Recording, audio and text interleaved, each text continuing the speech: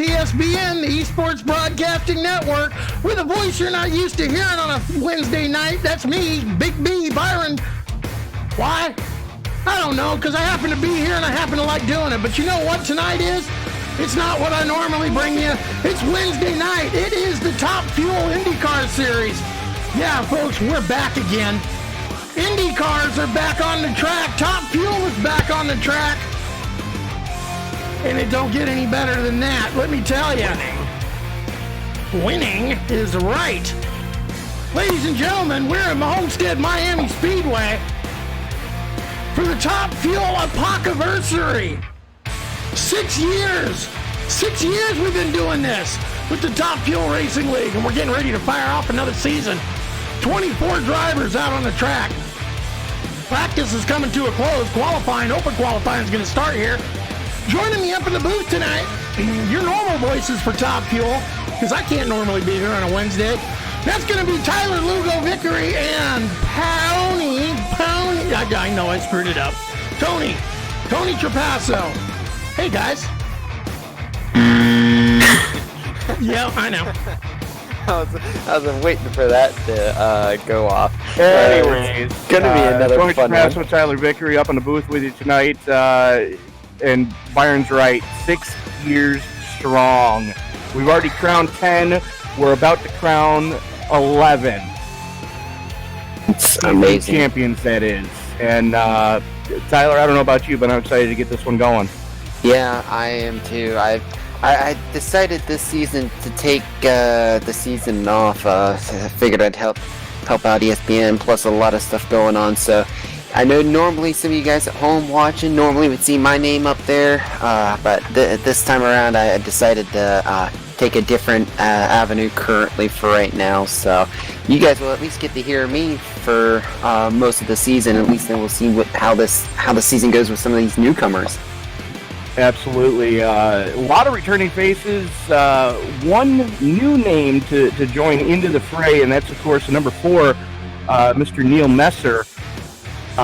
He came into iRacing and said, hey, I want to run Indy cars, and he impressed the league admins to the point that they said, okay, yeah, you can run with us. As open qualifying underway right now, and time's coming in fast and furious. Butch Davis in the Gordon Johncock-inspired STP number 43 was on the pole, just getting bumped by Mr. Chris Walker.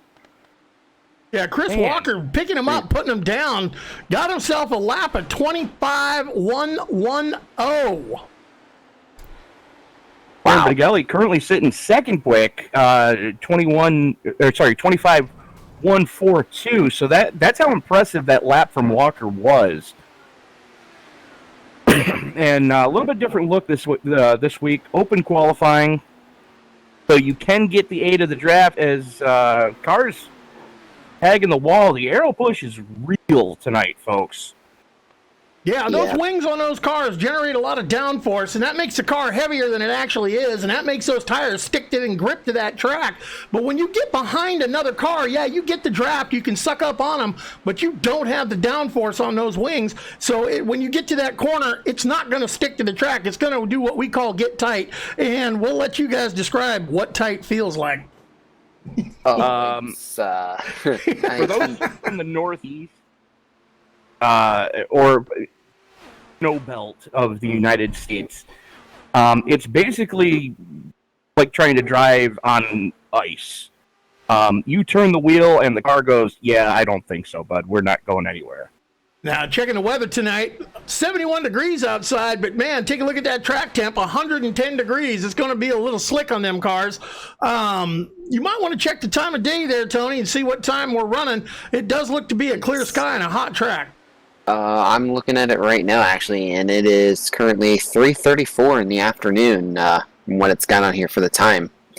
Yeah, that's what I've got as well. I kind of wish, honestly, now, if that 71 degrees Fahrenheit was true. Man, I wish that was real life. Granted, oh yeah, it's that's down right. in You Miami. are down in Florida, aren't you? Yeah, I'm a little north of Miami though, but yeah, it's if they were basing it off the real life air temperature right now, I think it would be a safe bet that track temp would be at almost 130, because right now, during that kind of time of the day, it would be almost in at least the 90s. Lately we've been in the mid 90s every so often, but yeah. Well, one thing I do want to mention while we are under qualifying is, in my eyes, an elephant in the room. Returning to the fray in the Top Fuel Racing Series, if the boys in the truck could bring up car number 97 for us, that is Mr. Jeff Hollingsworth, who put together a string of wins a few seasons back that was just impressive to no end. Battled tooth and nail right down to the final race with Scotty Brinson, and only lost the championship to Scott by 1 point.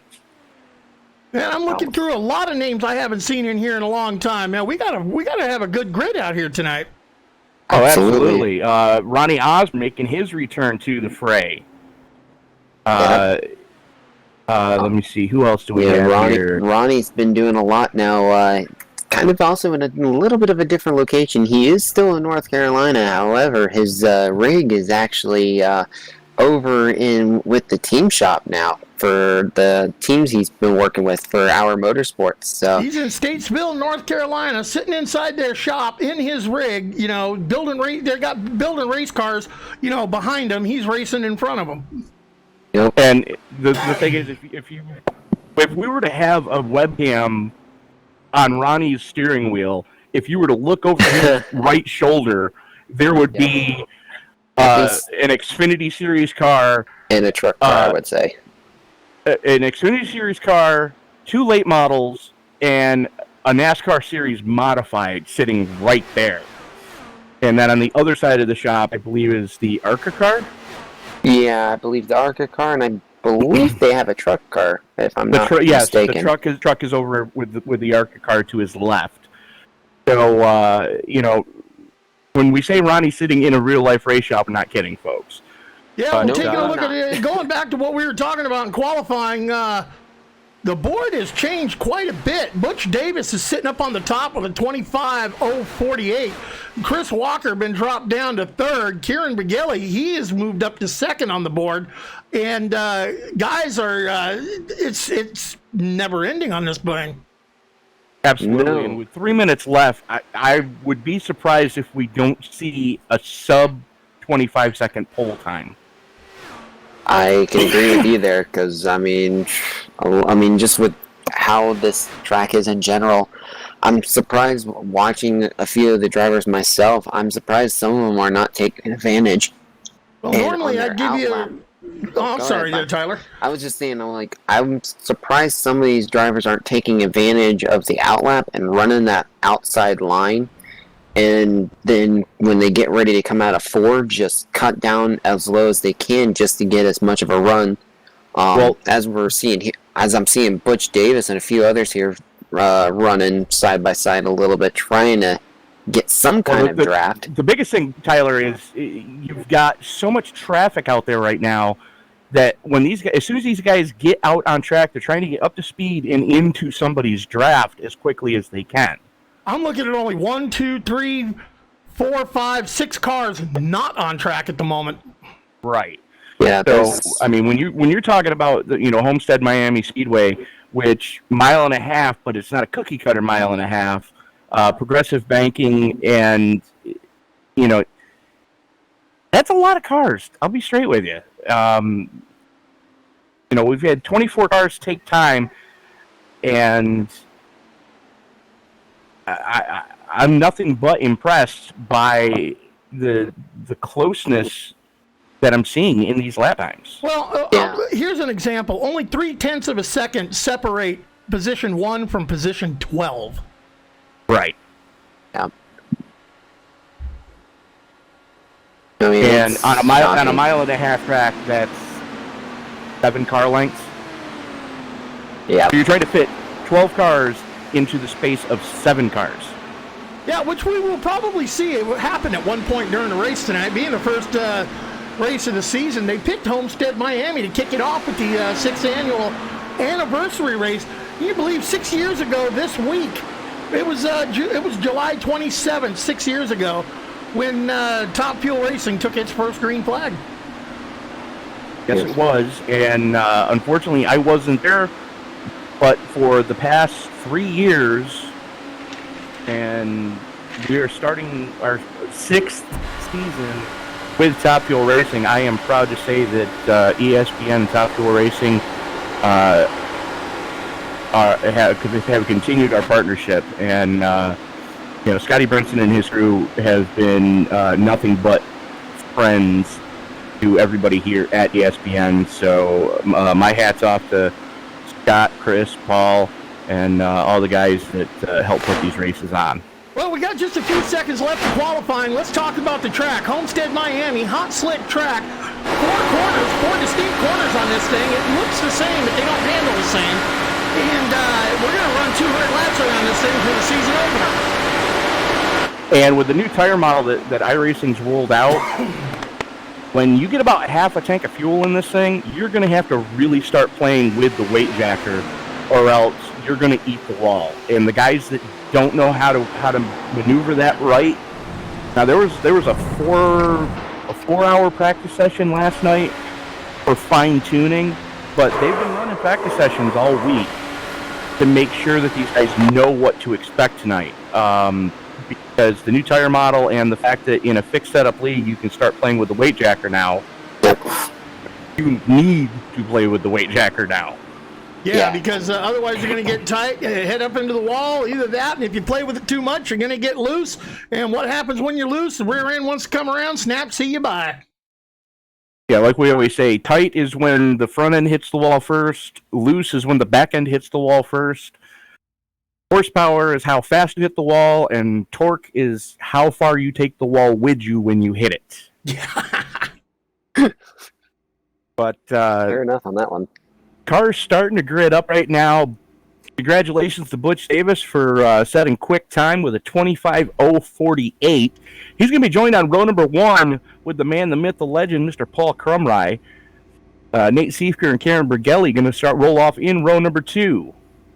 Chris Ralker and Scott Brinson going to start off in row number 3, with row 4 going to Ernie Ludwig and Luis Gonzalez Nunez.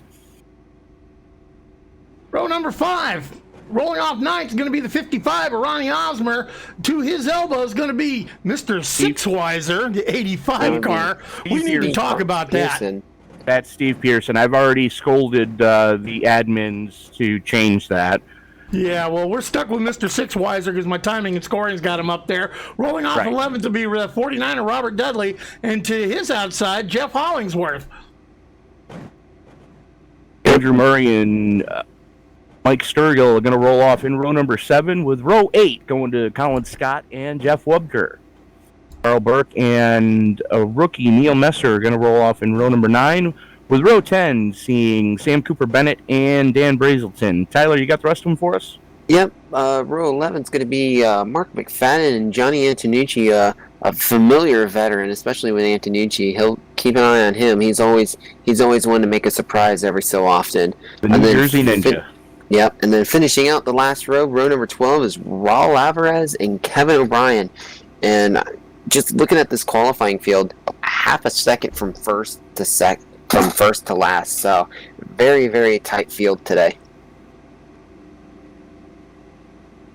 Yep, lined up behind the Chevy Pace truck here at Homestead, Miami. The official Pace truck of iRacing. And I'm so glad to see more leagues using the Chevy Pace truck since iRacing has given it to us. Absolutely. There's the field working its way out onto the track. 200 laps of scheduled distance here tonight. Tyler, did you happen to catch what these guys were getting for a fuel run? I'm guessing somewhere between 25 and 30 laps. Yeah, I want to before their bingo. I didn't have a chance to watch a lot of the green flag runs. Was in the session for most of it, but a lot of the stuff I was seeing was more crashing. Just because everyone's trying to get used to the setup very quick and then figure out fuel runs. I want to say about 25-30 laps. Maybe a little less, depending on whether or not we get cautions. But that's what I want to assume is about 25 to 30 laps of for fuel runs. Well, the Chevy Pace truck's got him in tow, coming around turn 3-4 complex. And the lights are out. That only means one thing. Tony, it's time for you to give us those famous words. Well, the only thing that's left to do is pull those belts a little tighter one more time, grab one more tear off your face shield. And Grandpa, it's time to put Viagra because it's time to fire off Season 6 of Top Fuel Season 11, Year 6 of Top Fuel Racing. The APPOCOVERSARY, as Butch Davis wastes no time, gets on the loud pedal real fast. He takes it off, works the lower side into turn 1-2, but don't look now. Nate Seeker are all over him, right behind him. There were 3 wide going into turn number 3. Yep, Nate Seeker all the way down on the low side, taking advantage while he can of the fresh tires. Butch Davis falling back to second. Actually now losing it to Paul Crum right now, and he's just absolutely getting freight trained by all the veterans. And that's what the team can do. All those guys that just passed him, all members of Team NLR. We have our first accident. That was Crumry and who else? Kieran Bugelli. That's another one. Oh, there's a few more. I think someone else got involved. Oh, let's go back and see what camera 1 caught with that one, folks. Checking the replay on that. Got my eyes on Paul Crumry. And it looked like, they just had a meeting of the minds. Meeting of the cars. Same, these things can't occupy the same exact space. Things are going to happen. Man, Kieran Bugelli he went end over end about 9 or 10 times. Amazing that no one else in that front pack got involved. Rookie Neil Messer, he did his best to avoid that and just got on the binders a little too hard and looped it around, tapped the inside wall. He's going to be using a fast repair to get that one taken care of. Yeah, absolutely. As Kieran Bugelli tried to get in front of Butch Davis when he made the pass, unfortunately his teammate was there. I don't look for wholesale pit stops to happen this early in the race. Guys are probably just going to circulate on the track because, 2 laps, you don't really have a good grasp of what you got as far as the balance and adjustments that you can make in this league. And I'm keeping an eye on Neil, and looks like he already had to use a fast repair, so it looks like he had some suspension damage as well. So already a few drivers using their fast repair very early on in the run. Yeah, that would be Neil Messer, Kieran Bugelli, and Paul Crumry, all 3 of whom going. And the 85's in pit lane too. He went in for pit. As did Mark McFadden in the 67. So they were running towards the rear, so it didn't quite make a difference on them. They were going to be in the rear for the restart anyway.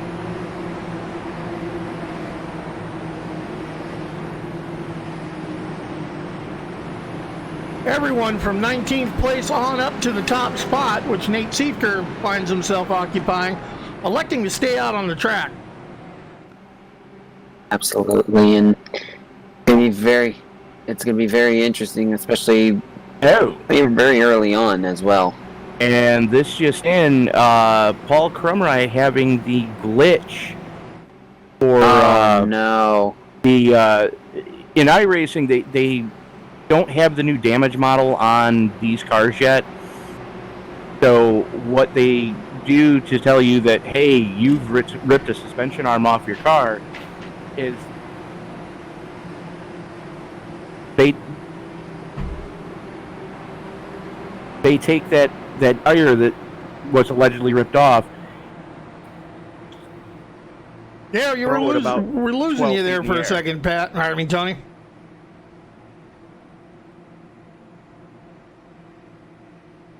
Don't know if that's your headset cutting out or if... No, it's my connection. Alrighty, I'll be right back. Paul Crumry looks like he might have put it on the truck.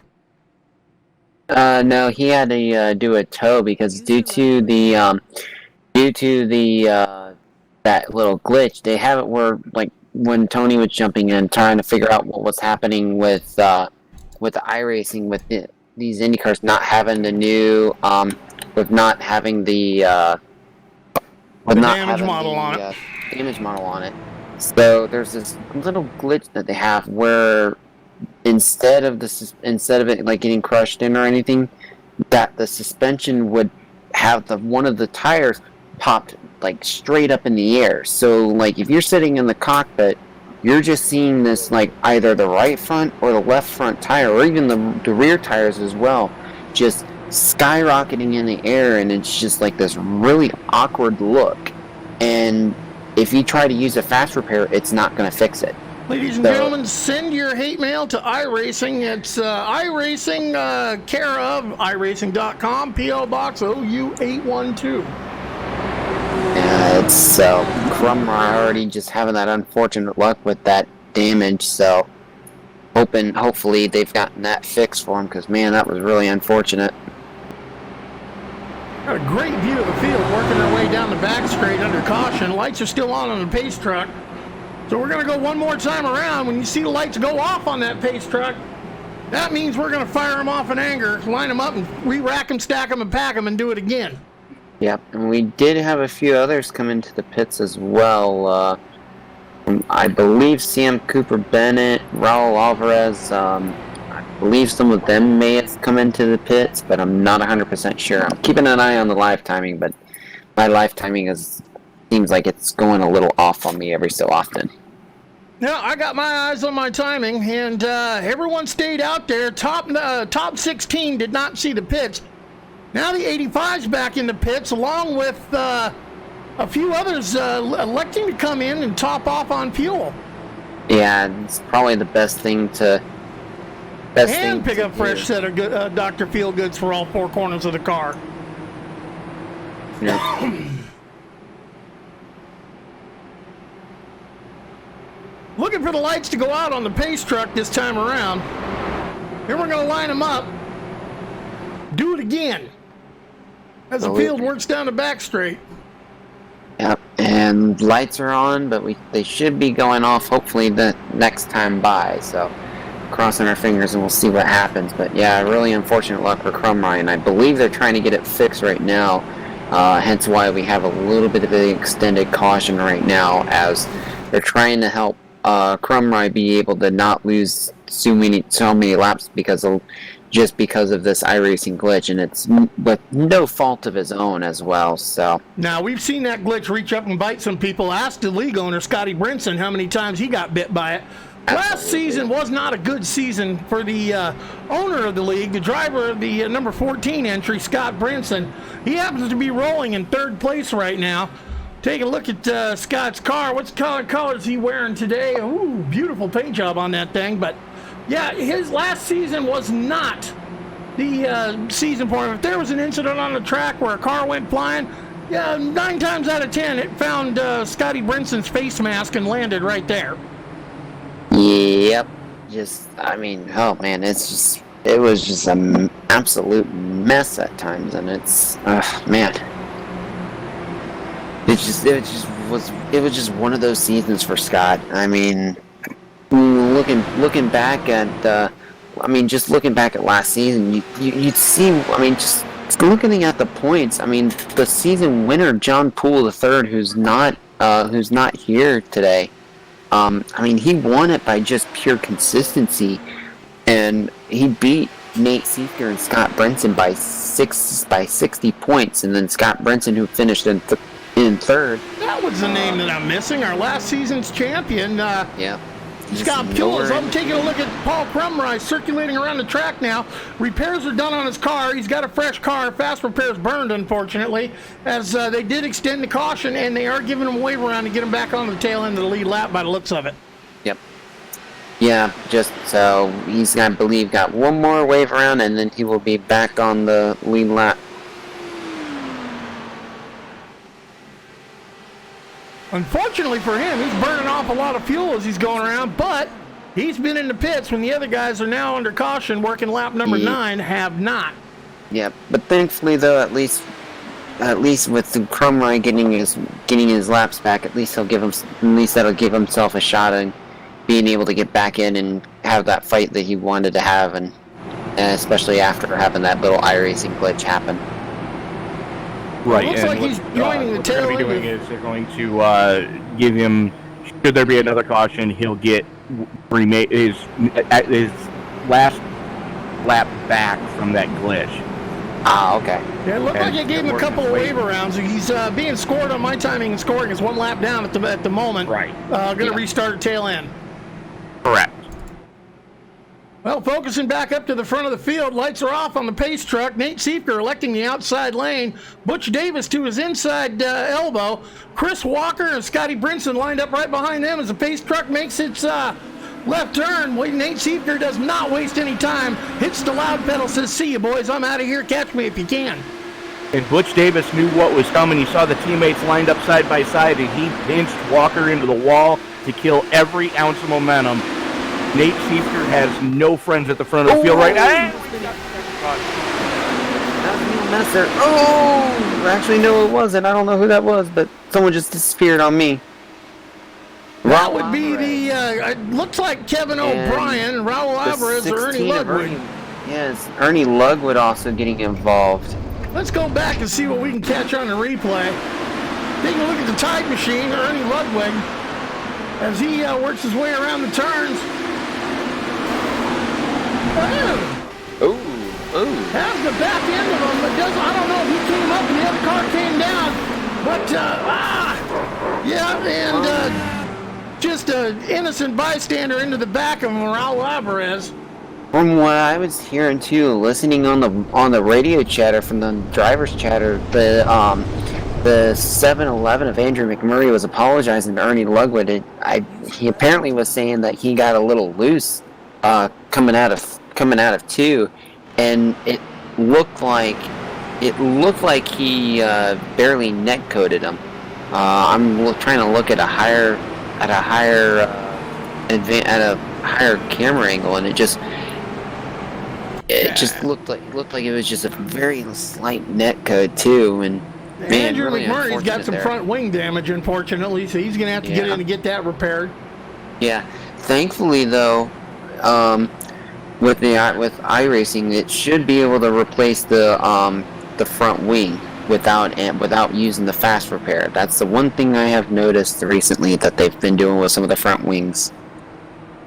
As we are working our second caution on lap 12 of 200 tonight here at Homestead, Miami, for the first race of the 11th season. 6 years we've been at this. The APPOCOVERSARY is happening right now.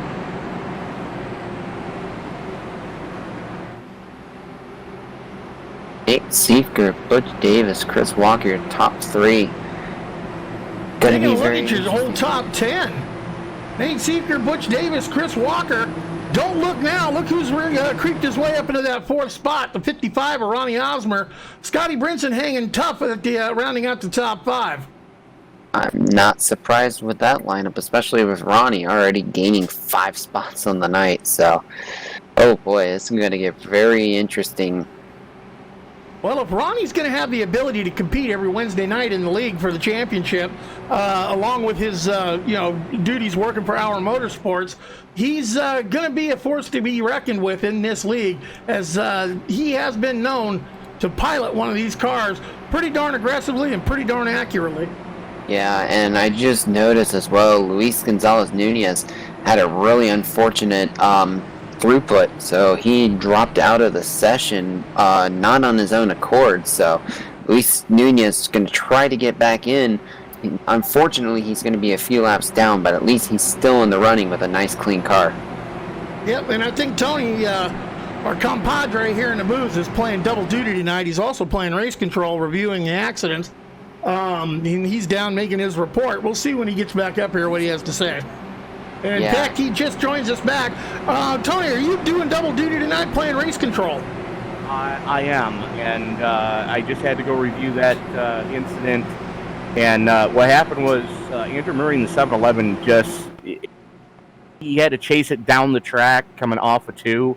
The back end started to wash out on him, and he had to chase it. And unfortunately, he caught the transmission tunnel of Ernie Ludwig, and just Ludwig was on a ride after that. Well, from what we could see in replays and everything, it looked like it was a little bit of netcode too.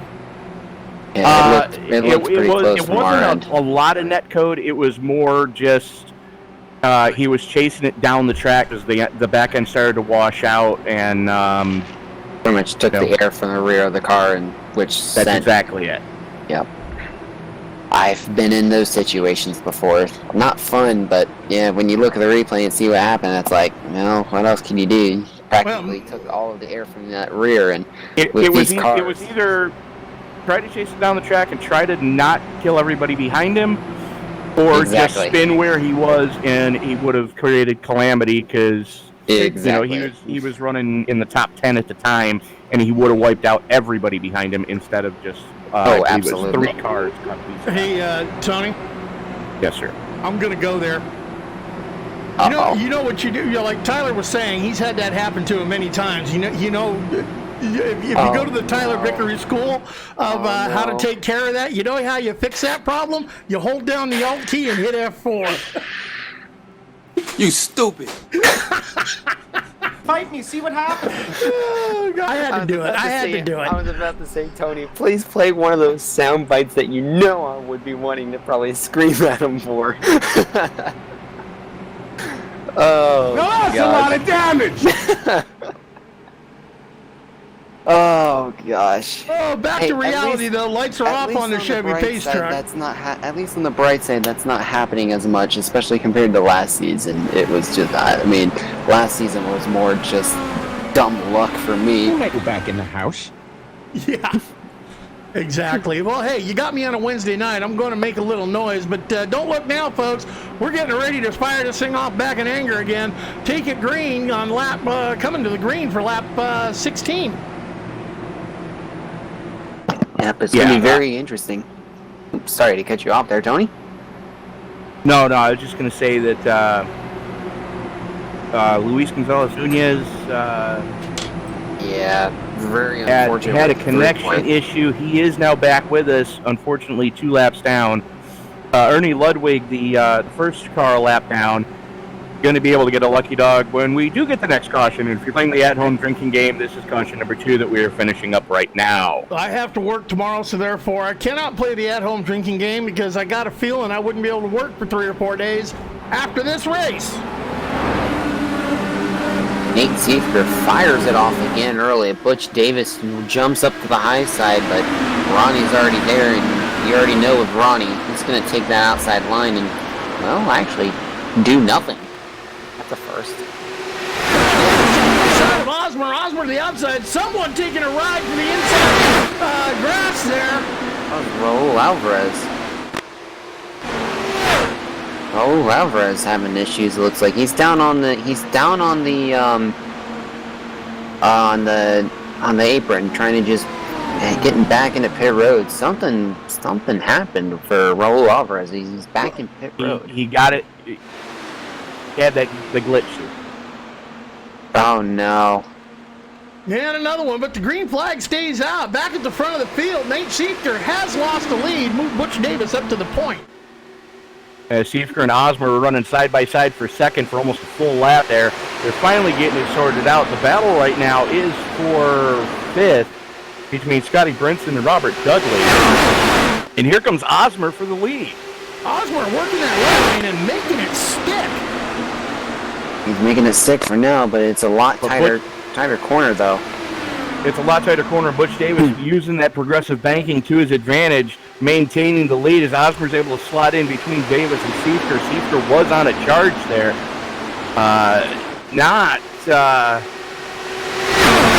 what he was looking for. Oh, there he goes. Who is that? That's Colin Scott. Oh, he's hanging on to it. Don't hit the wall. Oh, and he hits the wall.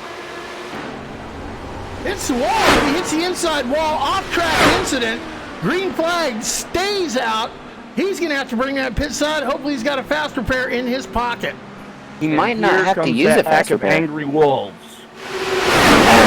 Right now, it's starting to get wild even more. Ronnie's looking on the inside again, coming in 3 and 4. Finally looking on the high side, Nate Seifker with a run on the top side as they're almost 3 wide for 3rd. Drag race to the stripe. Give that one to Seifker by 2/1000 of a second. Man, take take a towel and just a blanket and just throw them over the top 5 right now, as 0.3 of a second separates your top 5, and 0.3 of a second is not very much real estate out here. No, it's not. Ooh, as Ronnie barely touches At the the speed that apron these there. guys are running, you can throw 4 city buses into the top 5. That's the difference, the distance between. And there we go. Oh, there we go. Dudley big hard into the wall. Robert Dudley catching more. Oh, we got another one, reckon. Crap. That was Kieran Bergelli now. Kieran Bergelli, oh my goodness, his front end is gone. See if we can take a look and see what happened to our man Robert Dudley. Well, Bergelli was chasing it down the field. I'm going to see what happened to Dudley. Oh, Kieran Bergelli. Either someone got tight or Dudley just pinched him down too tight. Oh my from goodness. Column A, part from column B. The net code as well, from what I'm seeing on my end. Oh my There was no goodness. net code. There was no net code. 2 cars trying to occupy the same amount of real estate at the same time. Oh man. Someone's spotter did not say clear. Or someone's spotter said clear and it wasn't. Oh man. Yeah, it was just one of those. Robert Dudley tried to pinch Kieran Bergelli down, and unfortunately, right front damage on Bergelli's car. He had to chase it down the hill coming off of 2. We almost had 2 bad ones. Fortunately. All right, top 10 cars have not seen pit road yet. And Nate Siefker electing to stay out. Ronnie Osmond electing to stay out. Jeff Hollingsworth electing to stay out. The rest of the field behind him coming on in. Yeah. Butch Davis, Chris Walker, Michael Sturgis, Andrew McMurray, Scott Pearson, Jeff Michael Sturgill, but no, the 85. I was saying that was isn't that Scott Pearson? yeah, but you said the 12 of Sturgis. Or Steven, sorry, yeah. Oh, Sturgill, okay. And then the 85 of Steven Pearson, also in the pits as well. Johnny Antonucci and Kieran Bergelli, who's using that fast repair right now. Top 5 have not pitted yet, so very interesting strategy. Top right 3. Top positions 4. Kevin O'Brien, Paul Crumrine, and Carl Burke. They've seen the pit lane, but it was 12 laps ago when the last time they were there. Okay. So my timing is telling me they haven't pitted, so I gotta see what I can do to fix that. So, good to know. Matter of fact, Kevin O'Brien and Paul Crumrine have seen pit lane 3 times. Yep, and make that now 4th as they're coming into the pits now. It'll be very interesting to see here. Top 3 not taking, with the top 3 not taking any, have not come into the pits yet, so could be very interesting seeing how much farther they can go. We're on lap 25, and we're figuring the pit window was probably going to be opening up around 25-30 laps, so they've got to be, with all the fuel saving as well, they've got to be at that window now where they should be have a chance of getting some. I know one good way to find out, and that's to talk to our current race leader right now, the driver of the 10 machine, Mr. Nate Siefker. Have you got a copy of us? It's Byron up in the booth. I do. All right, my man, you have yet to bring that machine into pit lane. I know we've had some caution flags out there. I'm noticing we're working lap 25, man. How much more go fast do you got left in that car? Oh, I got plenty left. I mean, we've done a lot of yellow laps here. I think we've done more yellow laps than green laps, so I got plenty left. That's not going to be a huge factor into the strategy. The main purpose of staying out was fresh air is pretty valuable, so I'm going to keep it as long as I can, and we'll see, go from there. But yeah, I didn't feel too bad that run there. I didn't notice a fall off, so if I can keep it out front and just keep them behind, I don't think I'll really notice it. Yeah, well, I'm taking a look at noticing behind. You've been behind a little bit yourself. Normally, you like to keep it out in the front, but I've seen the 55 put his nose out there. Ronnie Osmond, I've seen the 43 put his nose out there. Butch Davis, you got some competition on the track, my friend. There's a good competition out here tonight, I will say. I think it's really competitive. Yeah, they did get ahead of me, but I mean, I really ran lines that, I ran the opposite line to them, so I've had nothing really but fresh air all night so far. Not really scrubbing the tires, so we'll see. I think this is going to really determine if it's a feasible strategy to pit every time or if track position's key. So I'm willing to be the guinea pig here for my team. See what we can do from here, because we got some very competitive people that just pitted, and they got a pretty competitive person who didn't pit. So we'll definitely see the deltas, and we'll go from there and see what the strategy is. All right, well, that's the driver of the number 10 car, Mr. Nate Seifker. Good luck for the rest of the race, my friend. Thanks, boss man. Wow, 26 laps, but they've been working a lot of caution laps, so I'm thinking fuel. Absolutely. Ducks. Yeah, I can agree with that. It'll be very interesting to see. But I kind of agree with you, Tony. I think they're sitting ducks, and if there's no caution, granted, I probably just jinxed it now. Don't worry about it, bro. Don't worry about it, folks. That's Vickery. Tampa, Florida, OU 812. No. Kissimmee, Florida. P.O. Box OU 812. But I'm just saying, if it stays for a decent run, they're gonna kind of be hurting. So we'll see how it goes. Because I mean, we've seen what 3 cautions right now currently as we speak. Correct? We're working caution number 3 tonight. Yep. So gonna be very interesting to see how much more takes place before we start getting some really good runs. And other than give a quick shout out to Deborah Courier joining us in the YouTube chat. If you have somebody you're rooting for on the Facebook side, give us a shout there. But field getting ready to go back, and it looks like. yeah, taking a look at the race summary, you only had 2 leaders tonight, and that'd be Nate Seifker and the other one, the 43 of Butch Davis. Green flag is out. Nate Seifker is on the freaking charge, and he got a big jump on that field. Yeah, that didn't take long, and he's already about half a second, or not even, almost 3/10 of a second already. But get ready to watch Ronnie. Ronnie's knows how to use this. Dropping like a 2. Ooh, that's not good. Ronnie Osmond working that draft, trying to catch up to him. He's working the draft to catch up to him, but being right behind him in his tire tracks ain't going to help in the corners. As the 55 makes him move to the inside, heading around the turn, move Ronnie Osmond to the point. We'll see if he can hold it by the time they get to the start-finish line. Nope, that's not going to happen. And here goes Hollingsworth on the outside now. Everyone's running that outside line. Just getting more momentum on that outside lane as Ronnie's just now going to start falling back now, getting caught up in that air.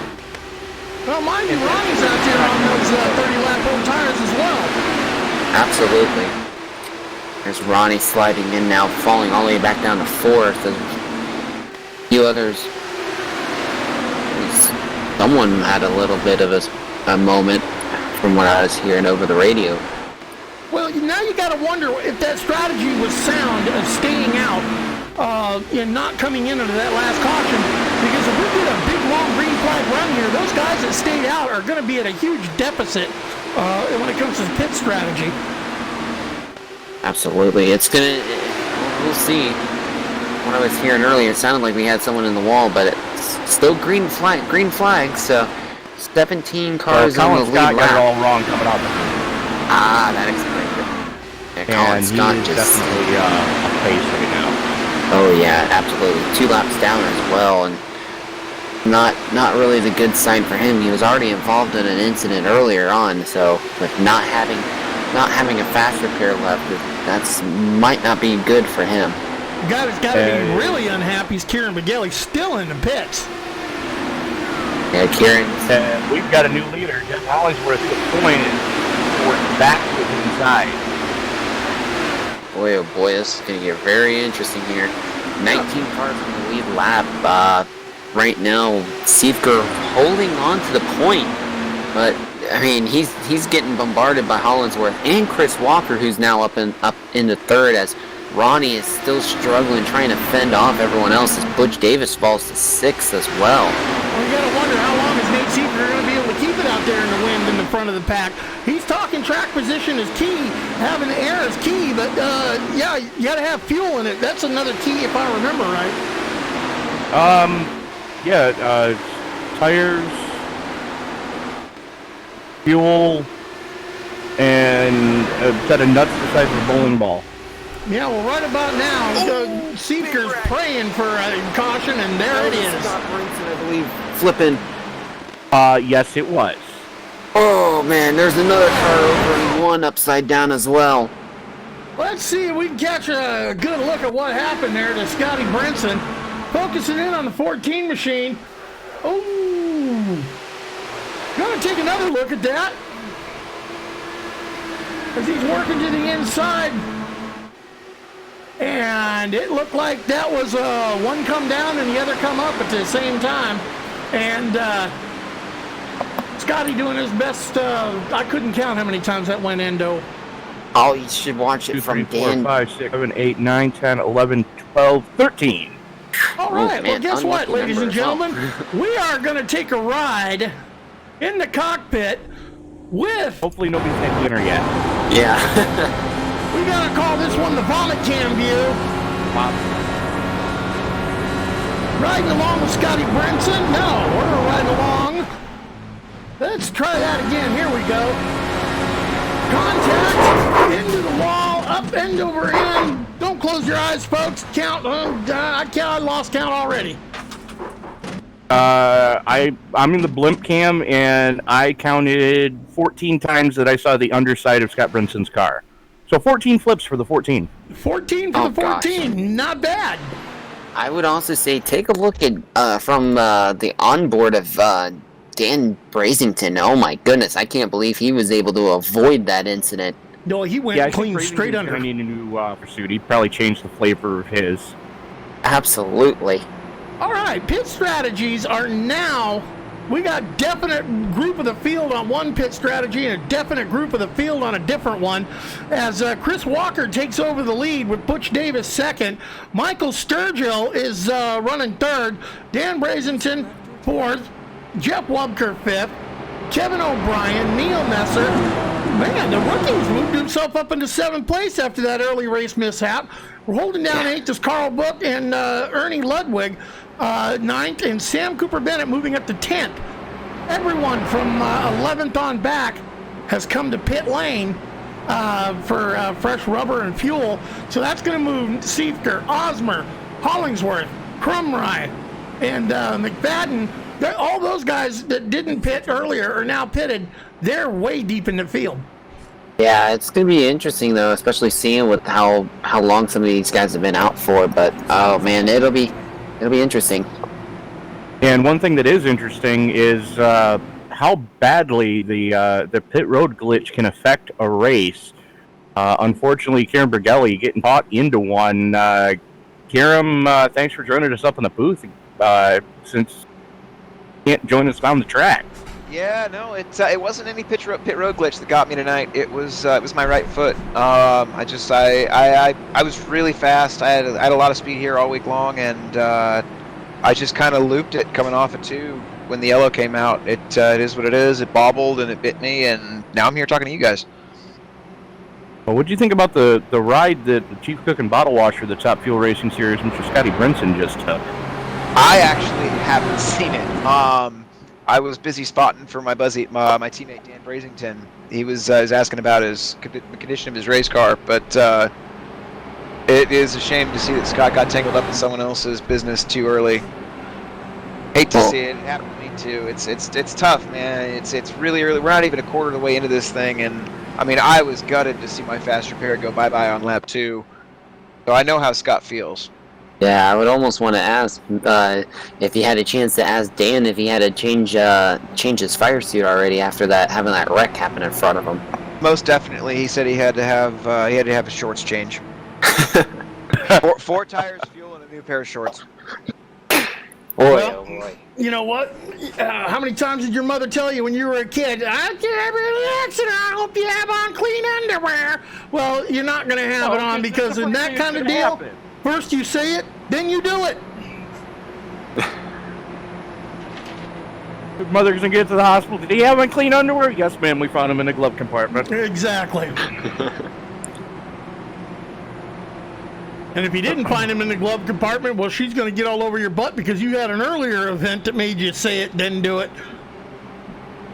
Yep, absolutely. So, anyways, lights are out on the Chevy Silverado truck as Chris Walker going to be showing the way on this one. Thinking about this too, since we have Kieran in here as well. Did you have any chance of doing an actual full fuel run during practice at all, Kieran? I am actually really heartbroken that I'm not going to get to run more than 25 laps in this race because I ran something like 350 laps in practice in between the last 2 days. Yeah, I ran a full feature as the pace truck getting ready. Yeah, but here. what's a fuel run? A fuel run, I would say, it's not quite 50 laps. It's right around 45 to 47 laps is I think the fuel window. But there is some talk amongst the teams of short pitting due to the difference the difference in tires. I mean, fresh tires are worth so much here, and both the maneuverability and handling and just general speed. I mean, on the stopwatch, the short pit may be a decent strategy. So I think we got to look for some guys to possibly pit a little off sequence to try and jump the leaderboard here. Well, we've seen that happen already. The top 6 out there on 16-lap old tires right now. Everyone else in on fresh rubber behind them. Tire fall off is real. Aero is real. New tire model doing its job, man. Wait till the new damage model hits here. Biggest thing at Homestead here today is that I found the last 2 days anyways, is that clean air is king. And not just that, but it's especially if you're one of the guys that's back in 8th, 9th, 10th in the dirty air, it's go where the people in front of you aren't. So it'll be interesting to see. Like I made a bunch of spots up. I think I was up to 5th before I collided with Dudley there, and it was all because I found the places where nobody was running. So as the pace truck here looks Dudley, to fake to the left. With the Crumrye? Crumrye I think was more of a racing deal. Dudley was just unfortunate. But we're green. Chris Walker hits the gas. Butch Davis falling in on top. Yeah, Butch Davis trying to catch up with him as Chris Walker hit the loud pedal, quick passing in a hurry. He said, "I'm out of here, catch me if you can." But that noise you hear, ladies and gentlemen, in the audio, that's a pack of animals. Second, third, and fourth are right on his tail. Here goes the 12 of Michael Sergio, trying to look on the inside of Butch Davis, just not working out. It just seems that inside lane is only king for 1 and 2, but then 3 and 4, it just seems like you can't get that run out of the corner. You can roll it, but all these guys are doing it wrong. Butch Davis takes the lead. Chris Walker with the pushback coming off the top of turn 2. He's going to look down the inside going to turn 3. The top is good in turns 3 and 4, man. Chris Walker with a little bit of a slide job there on the 43. Michael Sturgill holding up in the 4th position. Chris Walker going to lead this lap. Don't look now, but the first of our new pit stop guys has worked his way up into the top 5. Nate Seeker cracking back to the top 5. Oh, someone getting loose on the back. That's Mark McFadden. Great save, though. Boy, that could have been Jacker disastrous. bites another one. Boy, that could have been disastrous. Yeah, that's the one thing we've Mark noticed is turn 2 seems to be Calamity Corner tonight. Everybody seems to be chasing it down the hill because they're either not working the weight jacker properly or they're working it too much. There's a bump there that unsettles the car, and it's really like the trick to turn 2. If anyone's listening, you got to hold it straight coming off. You got to be smooth as silk coming off that corner. Otherwise, it will step out. It bit me. I mean, I'm telling you, I spent 300 laps trying to figure it out, and that's the big trick to it. You got to hold it straight through turn 2, because it will come around on you the least you expect it. Nate Seeker. Oh! Another one. That was Jeff Hollingsworth going for a slide for light the grass. He No saved foul. it as well. He's going to lose some track position, but he's going to live it another day. He's going to lose an awful lot of track position all the way down to the tail end of the leaders. The only one behind him on the lead lap, that is the number 2 of Mr. Sam Cooper Bennett himself. Those guys got to be praying for a caution right now as somebody going pit side. Fastest car in the top 5 right now. And that was Raul Alvarez. Looked like he was heading back into the pits again. Raul Alvarez just not having his luck. Seifker makes it 3 wide and makes it cleanly 2 for third. 2 for 1. Nate Seifker off the top of turn 2. Coming now for Butch Davis. Well, Nate Seifker's got half a second to make up. Like I said, man, that bottom in turns 3 and 4. If you can figure out the bottom like I had it rolling, you're going to be really good in this race. Uh-oh. I think PK might have had an issue at first. I just scraped the wall. Still running. Hearing over the driver chat, something happened to Paul Crumrine. Don't know what happened. Car looks clean though. Paul Crumrine running in P5. Michael Stroger right behind him. Ronnie Osmond sitting there right behind them. Car looks nice and clean, so might have been Crumrine got a little loose or something, and one of the other drivers behind him got a little worried.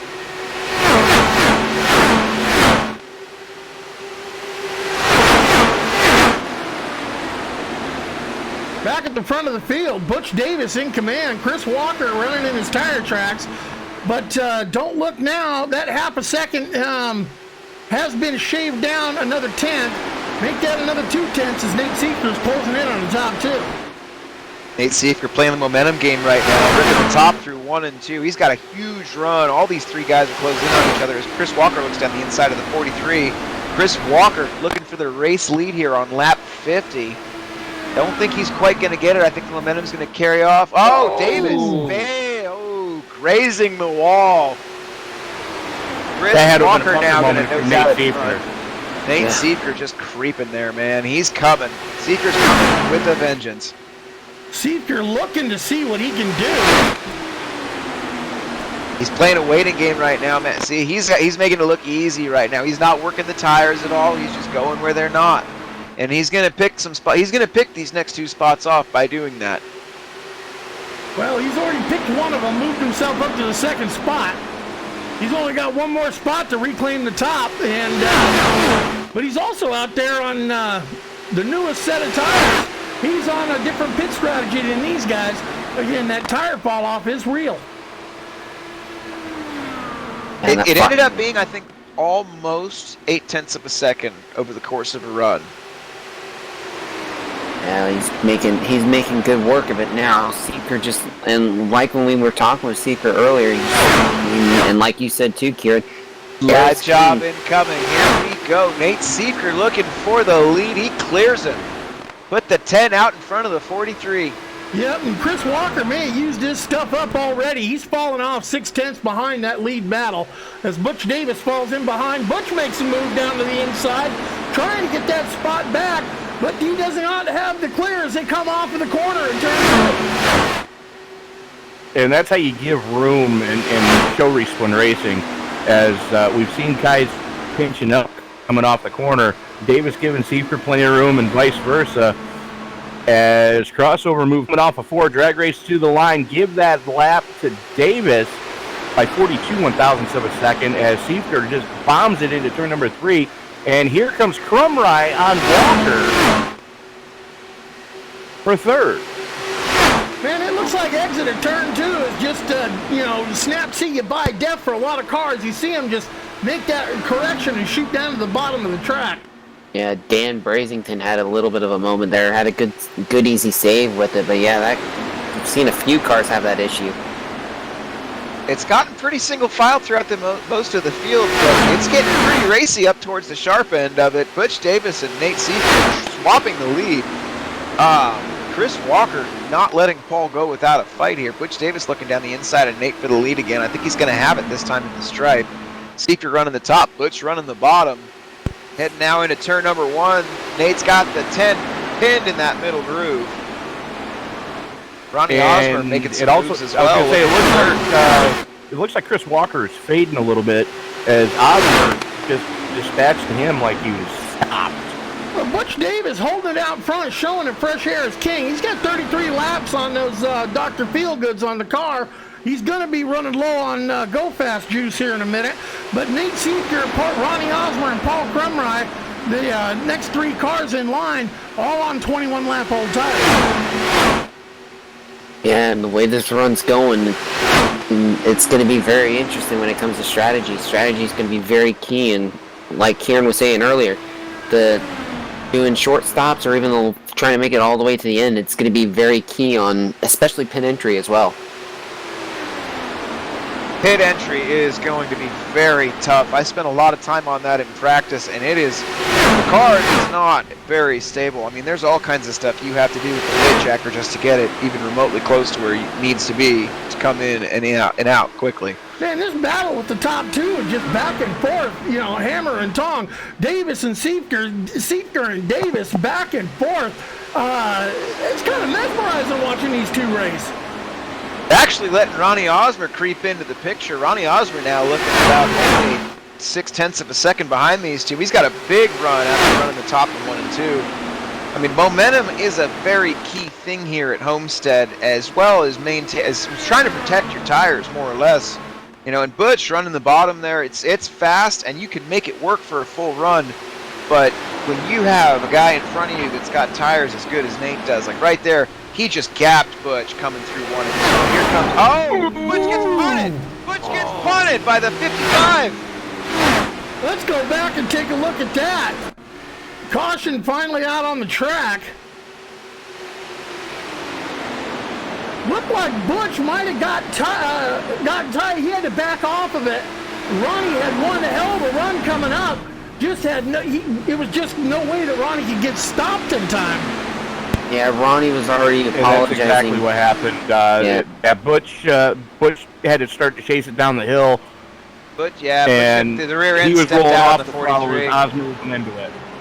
Yeah, Osmond with front wing damage. He's going to have to make a pit stop, but I'm imagining that everyone's going to get back onto the same pit cycle. Wholesale pit stops will probably be happening right now.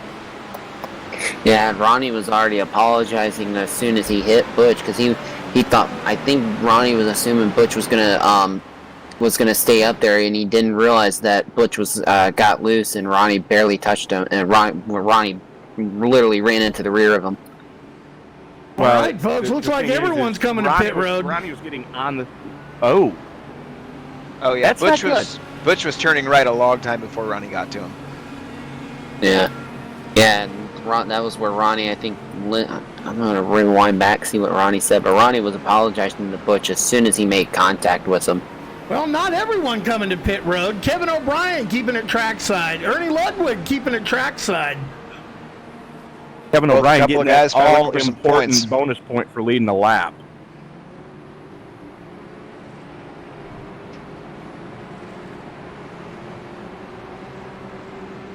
We've seen championship battles come down to 1 point. Everything you can get. Absolutely. So Kevin O'Brien getting that bonus point for leading the lap. Siefker winning the battle off pit road, though. These two in the front, Kevin O'Brien and Ernie Ludwig, 25 laps on those tires. Well, Kevin O'Brien bringing her pit side now. Gotta wonder, is Ernie going to do the same thing? Or is Ernie going to hold it out there? No, Ernie bringing it in pit side.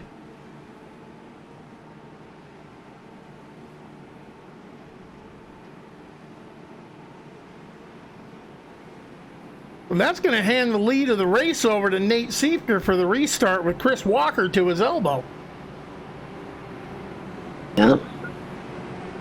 Going to be very interesting, especially with these two.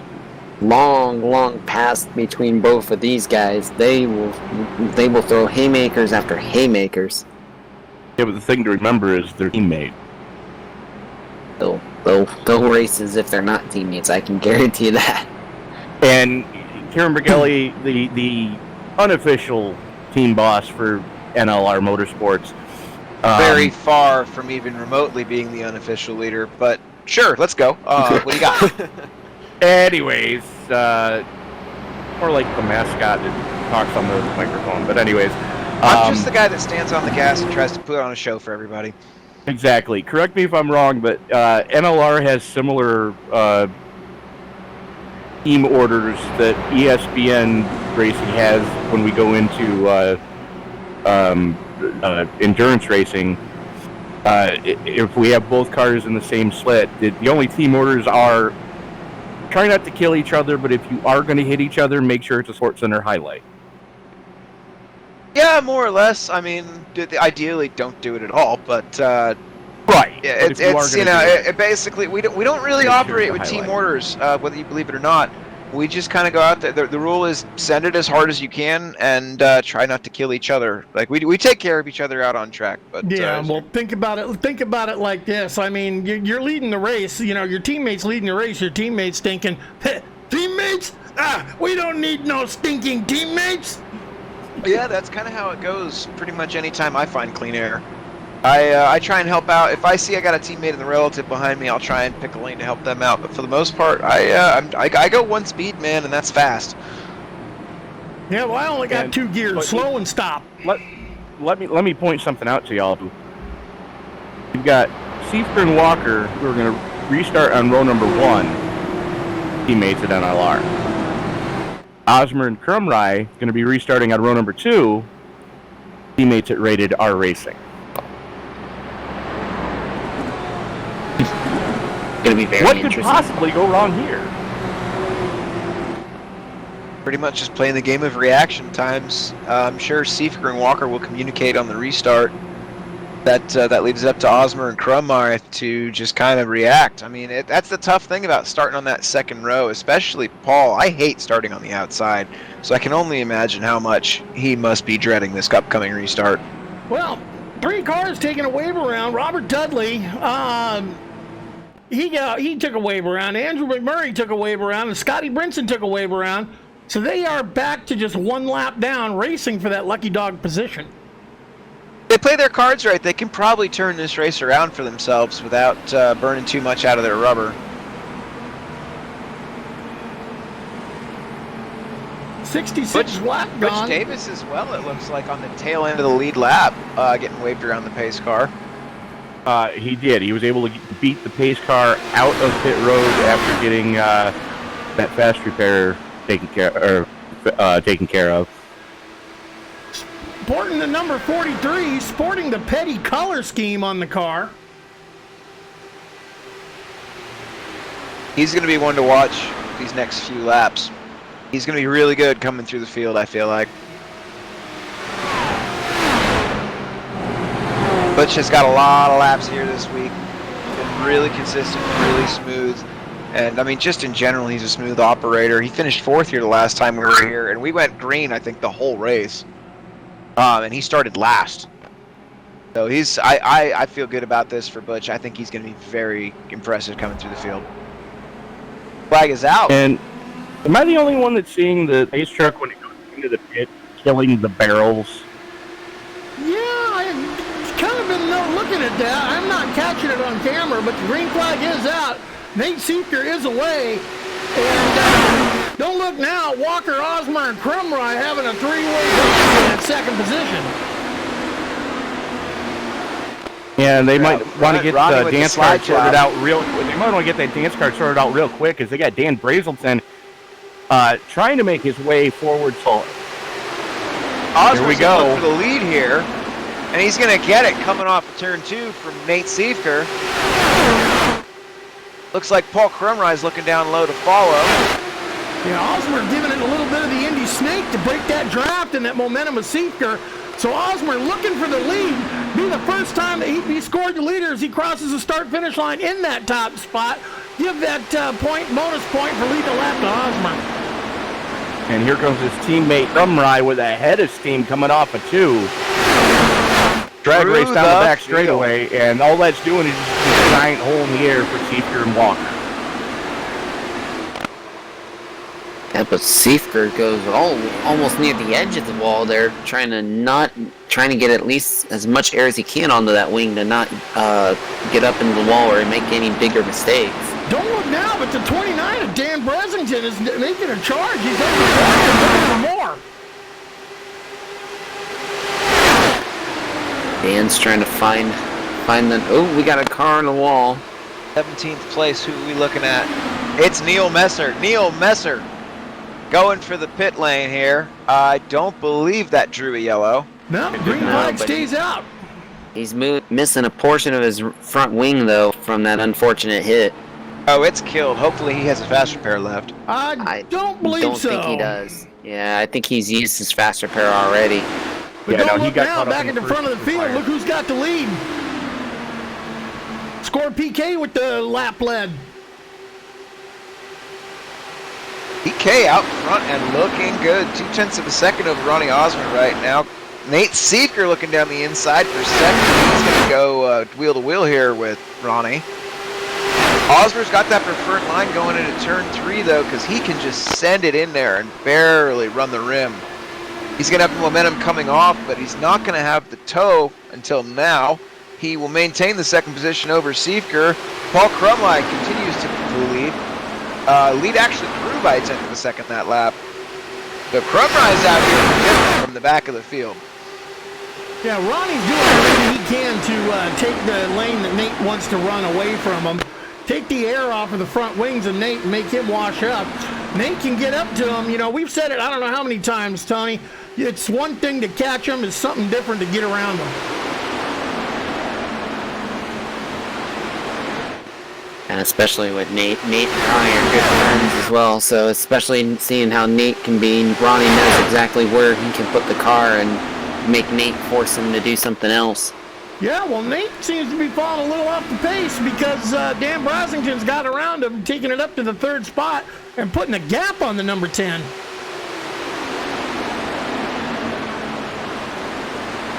Though throughout the whole field, all of the cars on the lead lap, all the way down from 1st to 14th, 4-second gap. So everyone's still pretty close to each other right now, and some great battles throughout the entire field. Don't look now, but Butch Davis is making his way on a charge. Currently already up to 11. You want to know what it takes to get around this track? Let's jump on board with Butch Davis and take a ride and see what it takes to get one lap around here.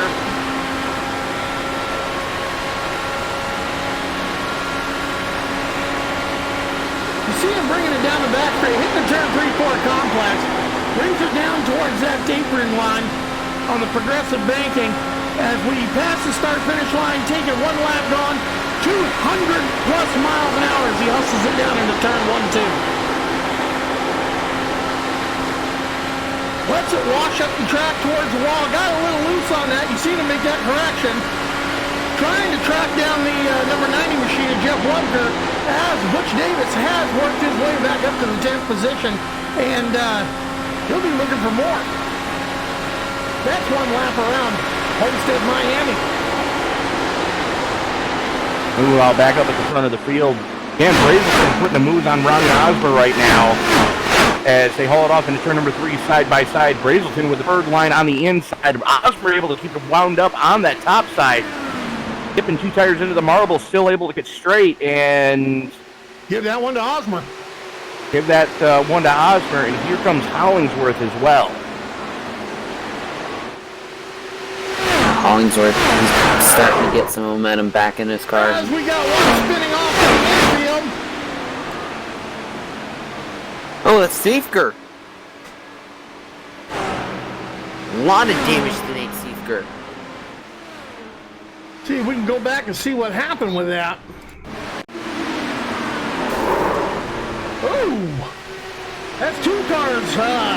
Oh, Nate and Chris Walker.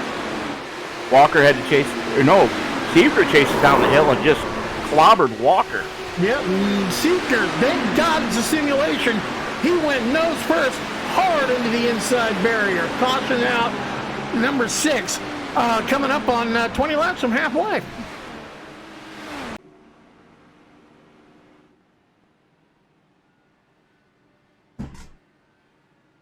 Damn.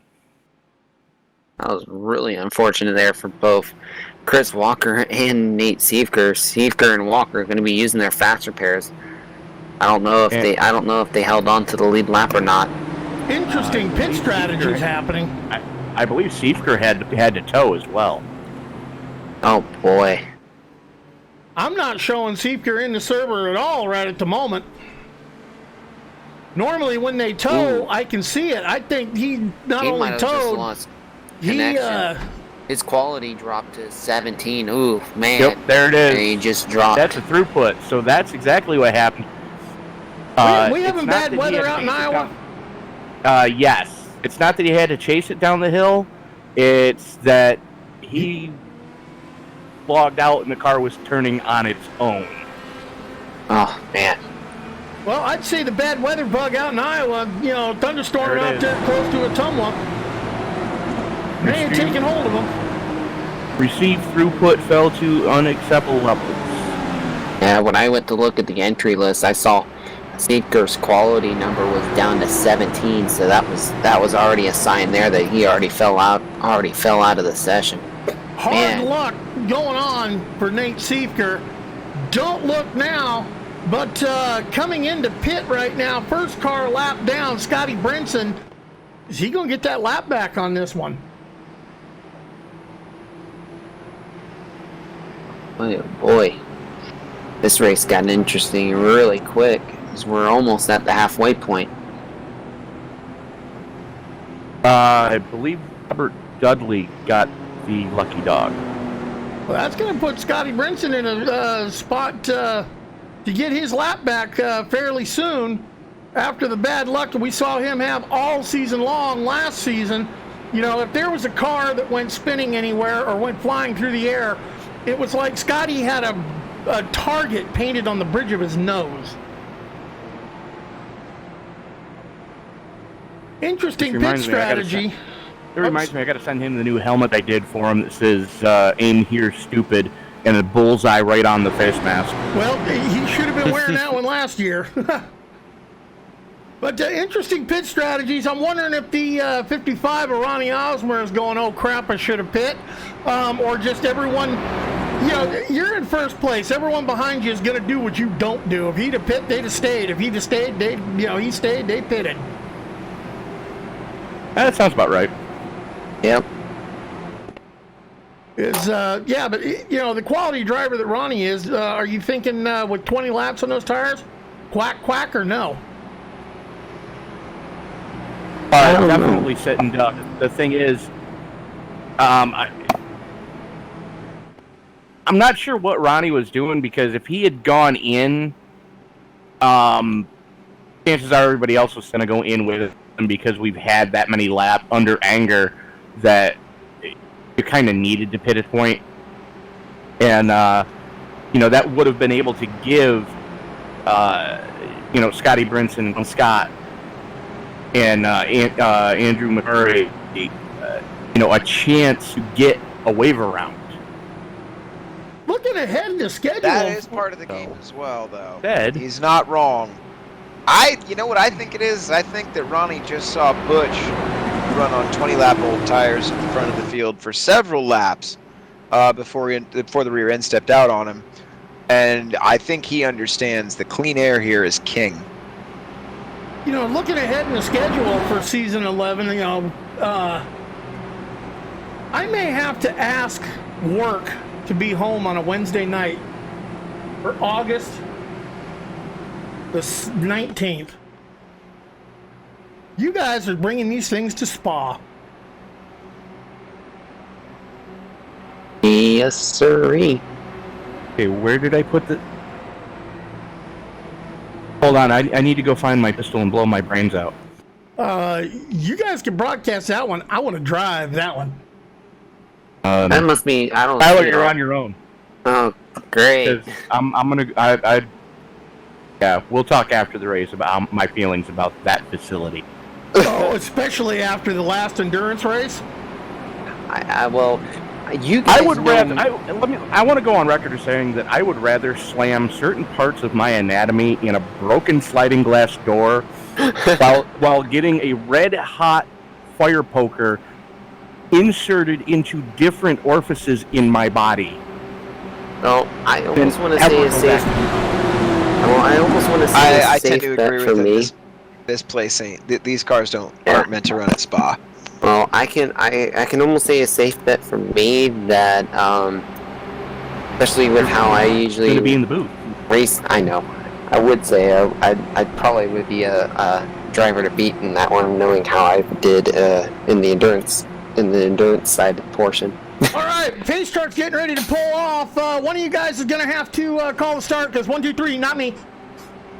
As Oscar's going to have the button on the high side, he's got his teammate Paul Cromright starting right next to him. Hollingsworth and Brazelton going to start off in row number 2. Osmer holding them down till the green flag comes out, pulls the trigger, and we are underway again. Osmer with a big lead now as they take the green. Jeff Hollingsworth looking around the top of 1 and 2. He's going to fall in behind Paul Crumry. Dan Brazington looking now low now on Crumry. Here comes Butch. Butch Davis back up into the top 6 after that restart. As we got to fight for the lead here. Paul Crumry looking down the inside of Ronnie Osmer. I think he's going to have the nose at the stripe. Paul Crumry leading lap 85 of 200 here tonight.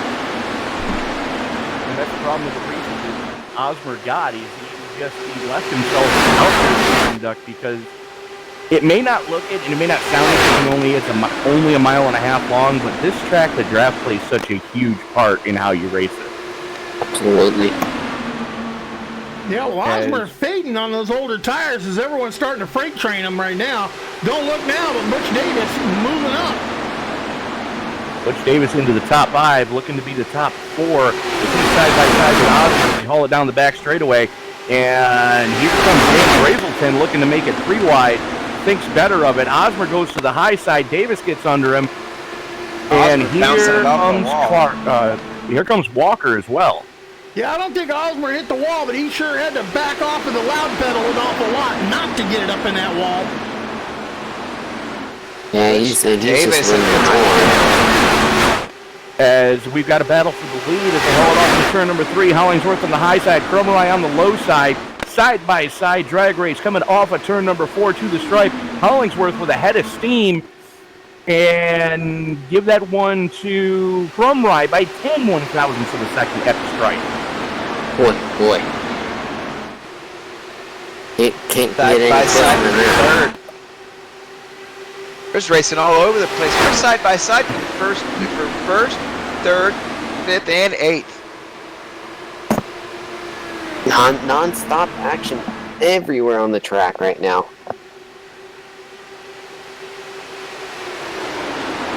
Jeff Hollingsworth going to lead lap 89 here tonight. Yep, we're about 10 laps from the halfway point. Battle's just underway everywhere. Crumry, Hollingsworth still throwing haymakers at each other. A lot of respect, but not a lot of love lost between those two as they battled hard and fast the last time Hollingsworth was with the Top Fuel Racing Series. But both of them know that it's going to run them clean.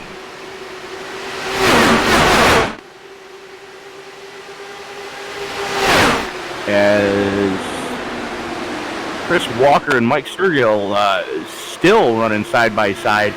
Dan Brazelton holding down a strong 4th place. Whoa, look at that move.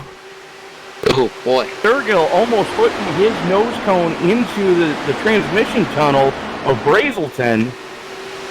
And anybody else see wing damage on Sturgill's car? He may have hit him. Yeah, it looks like the left front wing is bent up just a little. So it looks like there may have been contact between Sturgill and Brazelton. As watch for that to affect Sturgill's handling through the corners as Brazelton able to keep his foot in it on the high side and just walk away from him. Sturgill going to have to hang on to it for a while because it's going to be a little bit before he's able to bring it back to pit lane. Yeah, the way they're running right now, it's just Hollingsworth's been pulling away already up to 0.6 of a second gap. But Butch Davis and Crumry who are having a really decent battle right now for 7th place.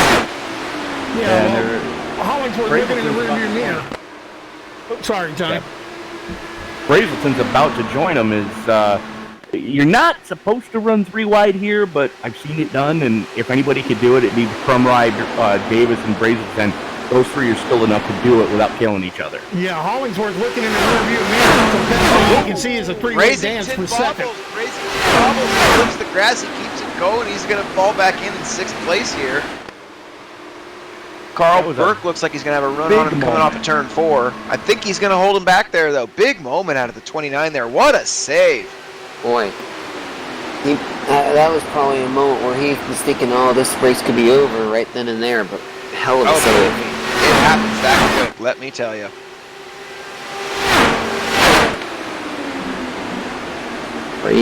Brazington right now trying to catch back up to Walker and Sergio, having to keep an eye now on Carl Burke behind him after that moment.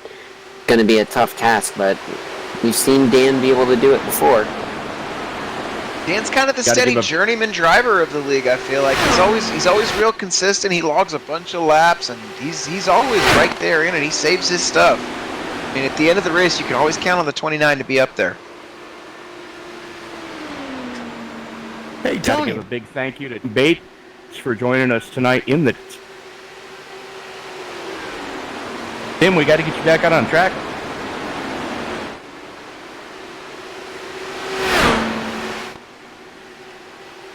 Oh. Hey, Tony. Did we lose Tony? I don't Oh, he's wanna, got it I don't now, wanna, I I don't believe. wanna, I don't wanna. Oh, there you are. Tony, go look at your messenger if you I want a don't good wanna. laugh. I really don't wanna. You have to. I don't want to. No.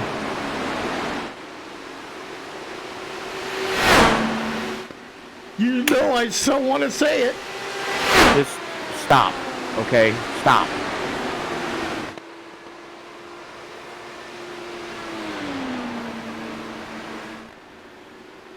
Looks like Butch Davis and Michael Sergio still having a good battle right now for third. Side by side, Sturgill on the low side. Oh, barely gets contact with Butch Davis. A little bit of And damage. this just in. The future Mrs. Nate Seifker decided Nate is not driving tonight. Oh, you did go look at what I sent you. Yeah, Helena, I believe she poured a bottle of Gatorade over Nate, causing him to get into Chris Walker And for then what he unplugged says it. was a decision she agreed to. So it was not a big storm. That power outage had happened. She unplugged him, he said. Well then. We're not laughing at you, Nate. We're laughing with you. But the only problem is you're not seeing the joke in this. Oh, no. I'm laughing at him. Well now. Oh. Got a little loose. All right, I don't know what happened on the track, but 1.3 seconds ahead of Paul Crumry is your leader, Jeff Hollingsworth. He has just got out in front and stepped it out on the field. Oh, is Stephen Pearson had a little bit of a moment there. He was way down on the low line. Looks like he's getting back under speed, but it looks like he might have had an issue and almost got into the Andrew McMurray.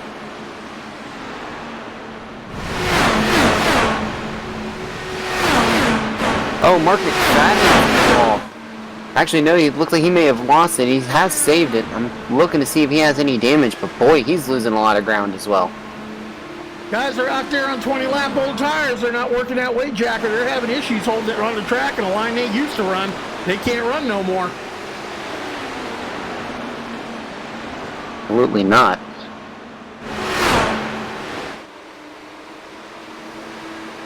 Back towards the front of the field, Butch Davis working in the fourth position behind Michael Sturgill. But don't look now, Chris Walker is all over his tail. And Chris Walker's trying to make a decision on whether or not to try to be passive aggressive here on staying behind or... Another one chasing down the track to the inside. That was P7, Osmer. Ronnie Osmer. Man, that was Osmer. Man. Osmer. Oh, he swerves. Oh, wow. Keeps out of the turn Wait. wall in turn 3. What a save. He's Ooh, got to have a tire goodness. down. 42 laps on those tires. He had to have blown a tire. Nah, I wouldn't say he quite got that I far, think he but might he have definitely gotten bobbled. loose. Yeah, I think he got He got loose coming loose out and of... had to save it in the grass. Oh, Walker. Hell I of think a Walker save. just- Keeps it out of the Walker's in the inside grass. wall. Someone else is in the grass too. That was Dudley. Or no, that was Steve Cooper. Ben spins it. Oh, look out. Caution on the speedway. Oh! Jeez. Well, let's go take a look and see what happened to old Sam there. Man, that hurt. That Out of hurt. the grass, chased it down the hill, in the grass, out of the grass, just got it on the flat off of the apron and locks it down, and insult to injury, catches a car to the face where he had it locked down. That was the 85, I believe. That. Sam actually did an incredible job to save that race car coming off of two. Dodged Chris Walker, spun out in front of him, and Stephen Pearson just absolutely cleaned it. He locked it up and cleaned him out. Actually, no. Looking at the replay, Stephen Pearson ran into the right rear of Ronnie Osmond. Oh wow! And then that sent because him Osmond lifted to try to avoid killing Cooper Bennett, and Pearson just ARCA! Yeah, someone's got to get down to the 85 pit and talk to those mechanics. The ARCA variety of brakes are not recommended for speedways such as Homestead Miami Speedway here tonight. No, but that helmet you painted with the target on it, you were going to give Scotty, Tony, you didn't tell me you gave it to Sam tonight. Man, poor Sam. I didn't. What a rough deal. No, actually, I'll show you the one I gave Sam after the race. I'm now 2 laps down. I think Sam might actually be out of it at this point. I believe so, because I think he's already burned his fast repair. Oh, he had a toad that I recall. I didn't think he used his fast repair early. Well, Sam has towed. Right. Scotty Brinson's got his lap back. He had a tow because somebody knocked fuel cells out of the damn thing. True. Yeah. But no, I mean, like, I don't think he's towed or had to use his fast repair earlier on in the race. I don't think. Folks, go back in the broadcast. Go back and rewatch this broadcast. Remember lap 106, and you'll catch an instant replay. We jokingly say it caught a car to the face. That was the literal version of what we jokingly say of catching a car to the face. Yep. What a deal, man. You hate to see it. Yeah. Poor Ronnie. Ronnie's already used his fast repair, so Ronnie might be out of this as well now too, with having that contact in the right rear of his car from the 85 of Stephen Pearson. Kevin O'Brien picking up a point for leading the lap. Bernie Ludwig stayed out and along with him, but now he's bringing it in. That's going to hang the lead back over to Jeff Hollingsworth. PK, Paul Krumrye is going to be right in behind him, slotting on the second spot. Michael Sturgill. O'Brien didn't get to the finish line. Oh, he did not? We are looking at possible damage on the 55. O'Brien's having issues, it looked like, in pit road.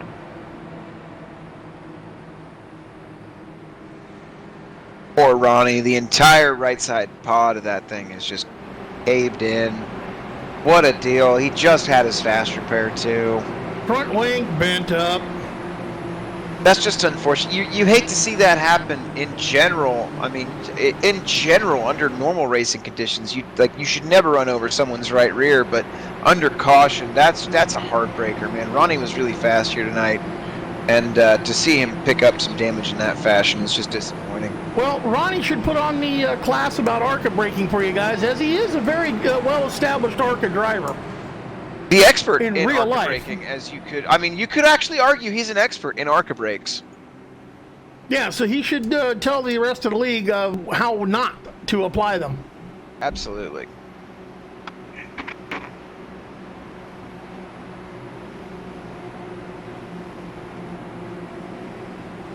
Sam Cooper Bennett making it out of the pits. Looks to have a pretty fresh looking car there.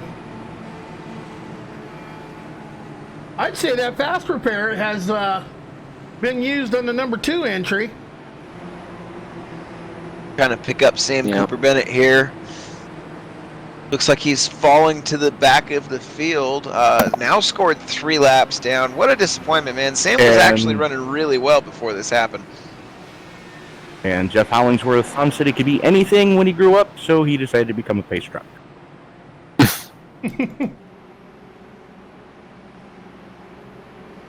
And don't look now, but that handed Scotty Brinson his lap back to his free pass back to the lead lap. Well, that just means one thing for everybody else on the lead lap. Yeah, look out.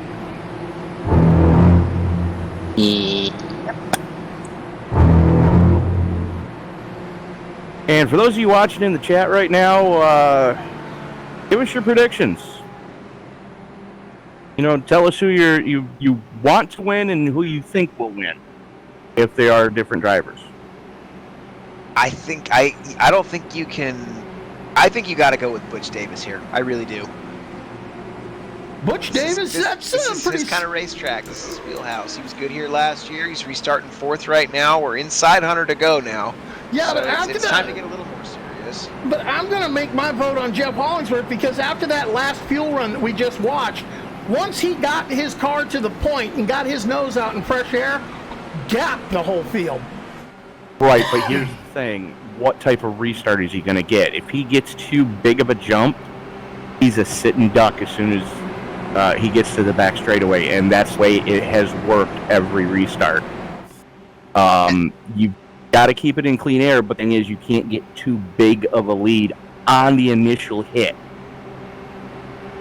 And the other $1 million question you really could argue is how in tune is he with the in-car adjustments? I mean, we don't know how much Jeff Hollingsworth's been running the IndyCar since they updated this thing a few weeks back.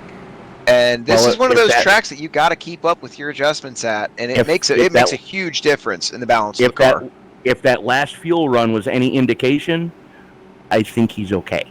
Yeah. Pace truck takes the exit to pit road. Hollingsworth holds him down for a second and hits the loud pedal. Just like you predicted, Tony, he did not take that shot really quick, but look at Paul Crumrine working the inside. Paul gets loose down the apron. Big bobble. Paul saves it. He's going to lose a ton of track position. He's going to go all the way back behind what looks to be the 19th place car now. He's back behind the lappers.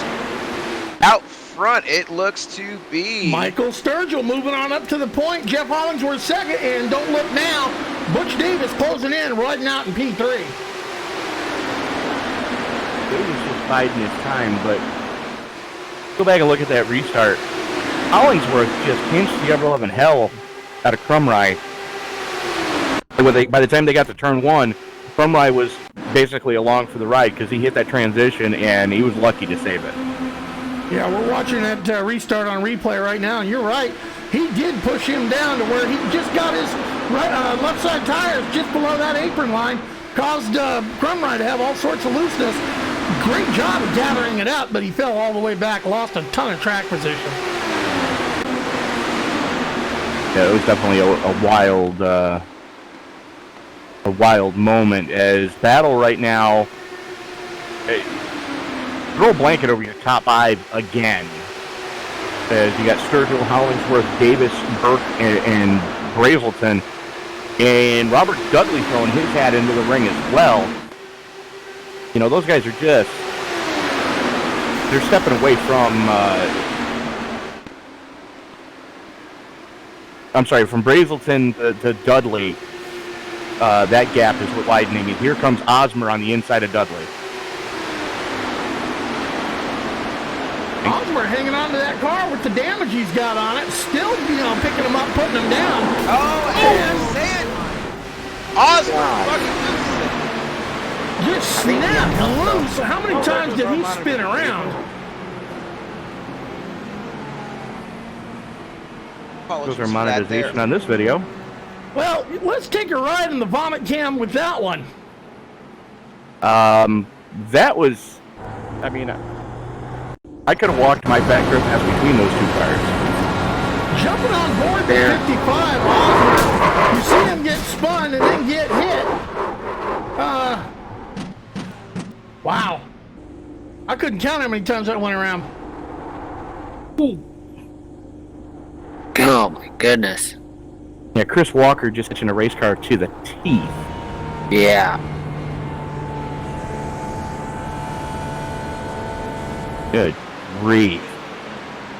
Yeah, Ronnie spun around at least 4 or 5 times in the air, and then at least another 2 or 3 times on the ground. Oh my goodness.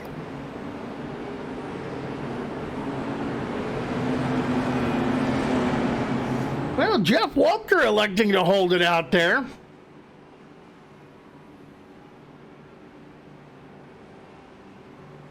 85 machine keeping it out there. They've only got 10 laps on their tires. They pitted that last caution.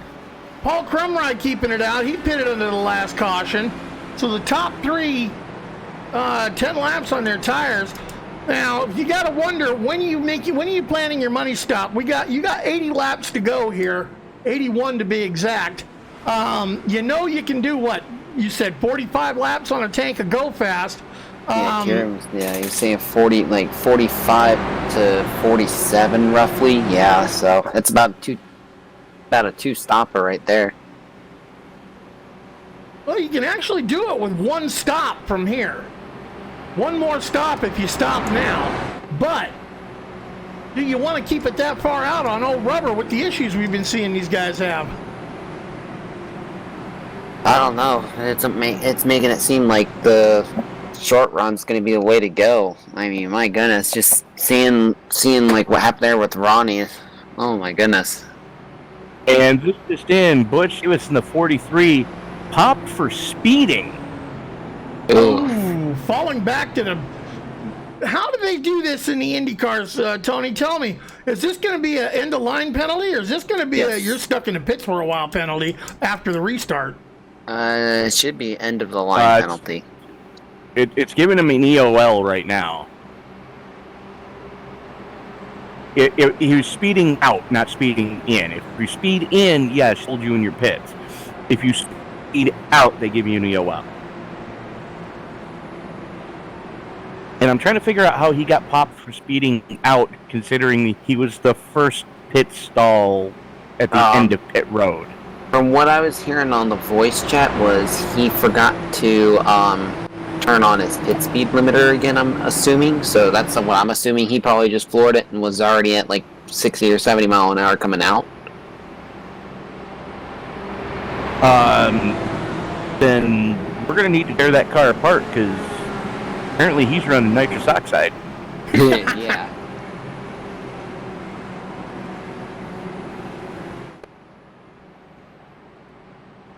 Jeff Wubker, haven't called his number tonight. He is going to take the top spot on the field.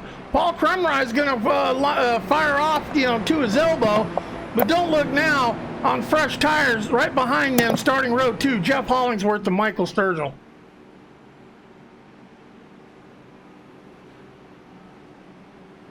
Crumrye's on fresh meats too, isn't he? No, he is not. Crumrye elected to keep it out. He's got 12 laps on his tires. He's on the same strategy that Wubker's on. In fact, everybody else has brought their car pit side except for the top 2.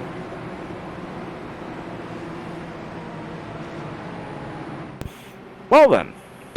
Yeah, I was looking back at the replay as well to hear what Butch was saying over their driver radio, and he said he hit the pit speed limiter by accident. So when he took off, he apparently that's how he got the speeding. So that speed limit, that pit speed limit must be really a lot lower than. Let's see.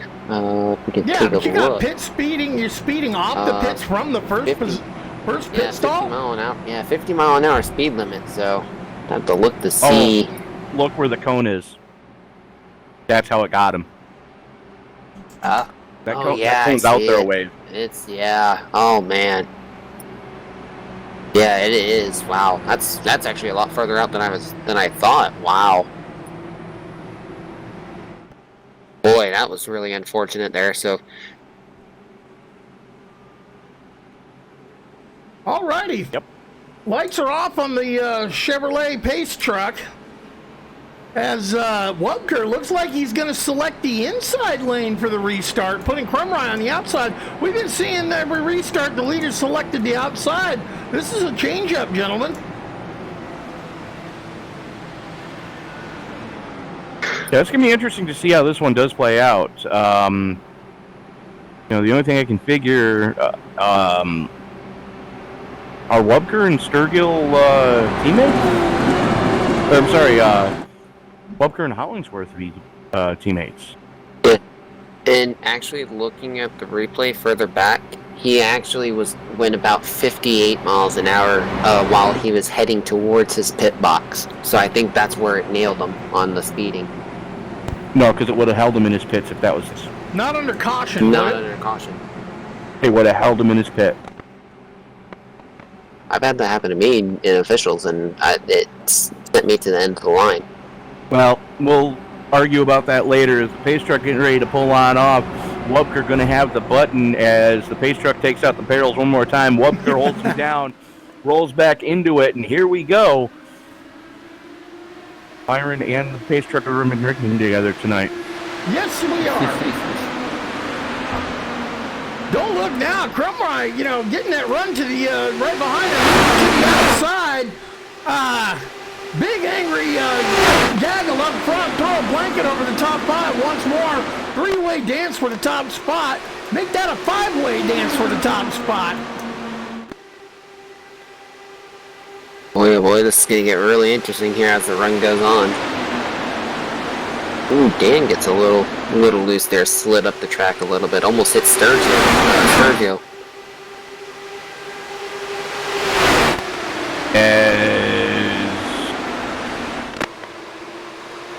I'm lagging, so go ahead, guys. Yeah, Hollingsworth looks down on the inside. Whoopker's hanging up on the outside, losing a little bit of ground. Whoopker gets into that inside lane. Everyone's single file, top 5. But they're back. Chris Walker and looks like Carl Burt, or actually no, Robert Dudley having a nice little fight as well.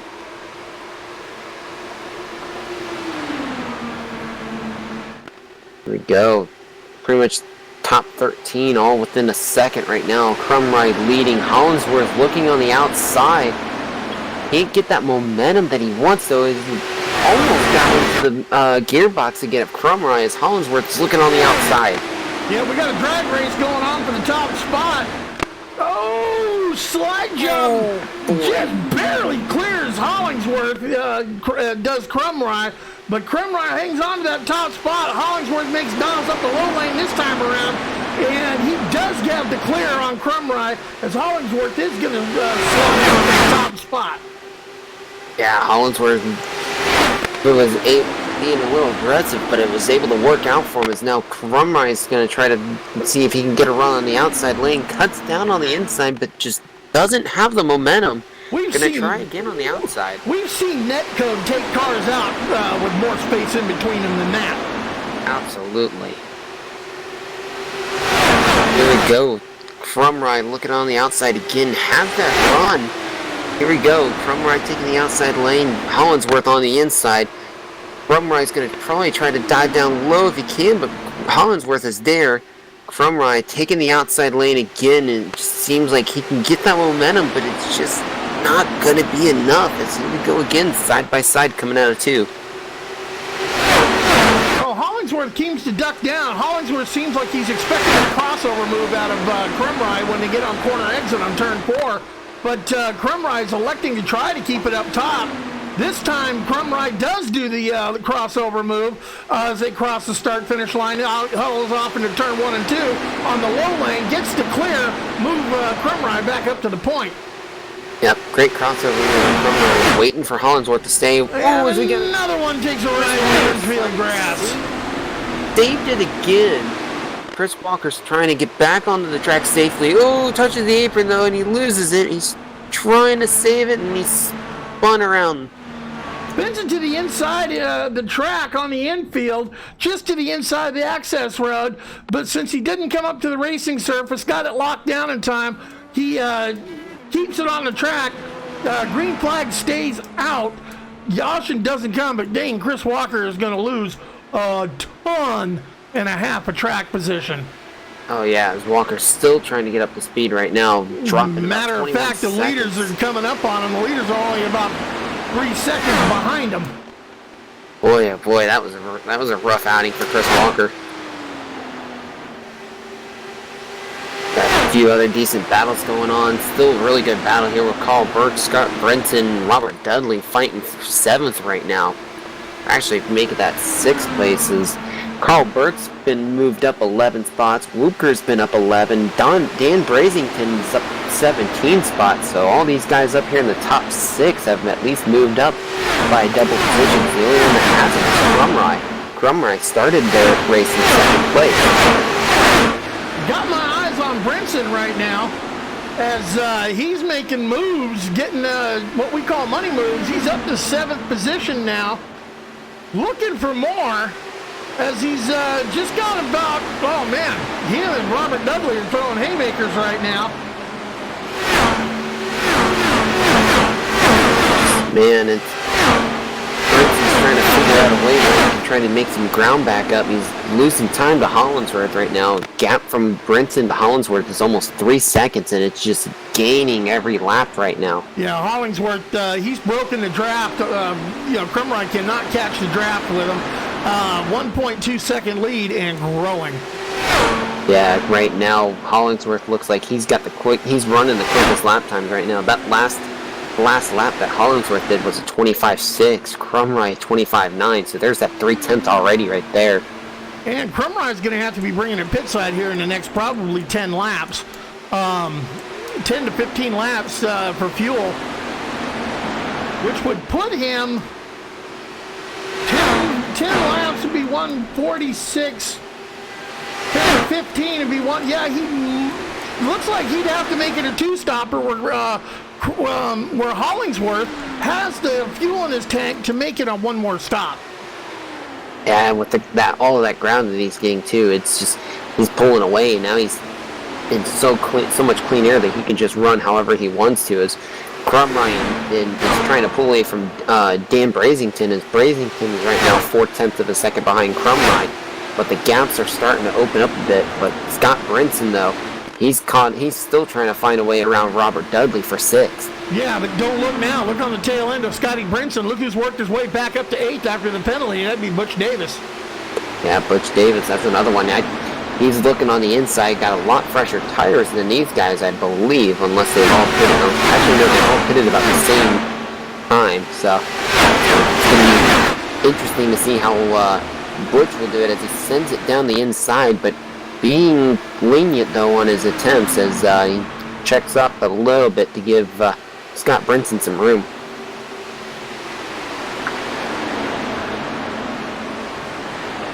Well, there we go. Scott Brinson able to get around Robert Dudley now for 6th. Scott Brinson's moving up. Robert Dudley's trying to here comes Butch Davis trying to get around on the outside lane as Scott Brinson just further ahead is on the inside line trying to get around Jeff Woopker, who's having issues as well. Yeah, Scotty finding it tough to... Some damage on the right front wing of Davis's car. I would look, actually. I'm not seeing any damage. Who knows? He couldn't have fit a sheet of paper between his front wing and the left rear tire of Robert Dudley's car about 10 laps ago. Oh, wow. Boy, oh boy, that was close. Here goes Butch Davis coming around on the inside of Scotty Brinson. Brinson's stuck behind Sturgeon right now, and looks like That's Butch... your battle for fourth. Yeah, Butch is getting back in line, sending it down on the low line again. Didn't send it. He sent it. 3 wide coming off of turn number 4. And Sturgill's probably like, what is going on here? I'm getting forced 3 wide.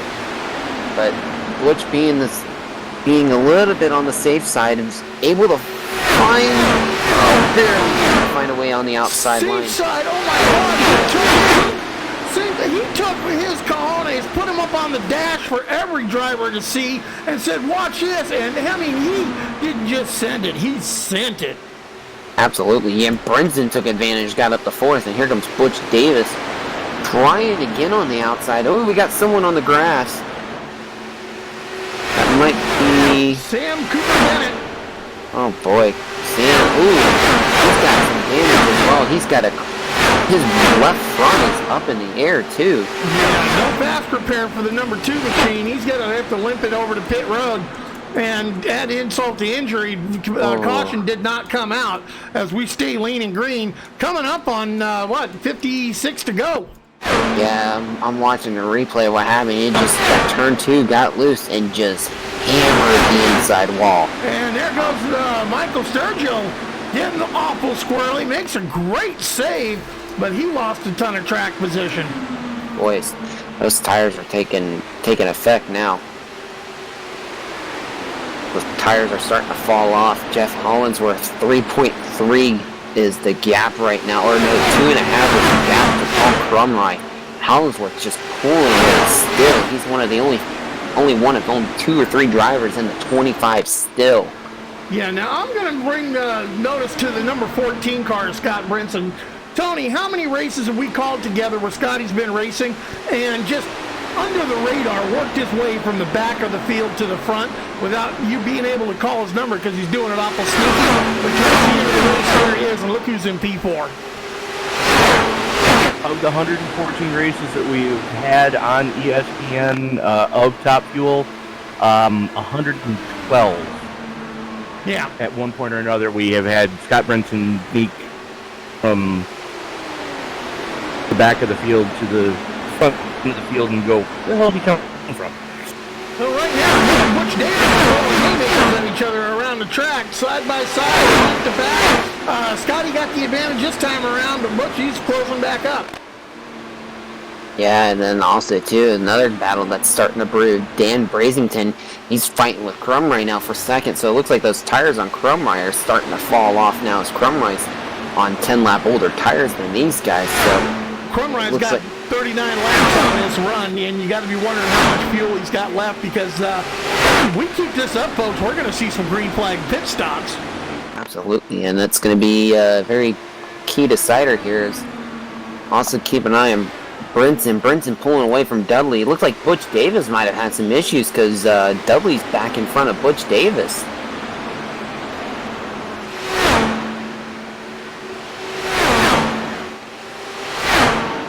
I got my eyes on Paul Crumry. 40 laps on on this fuel run that he's going.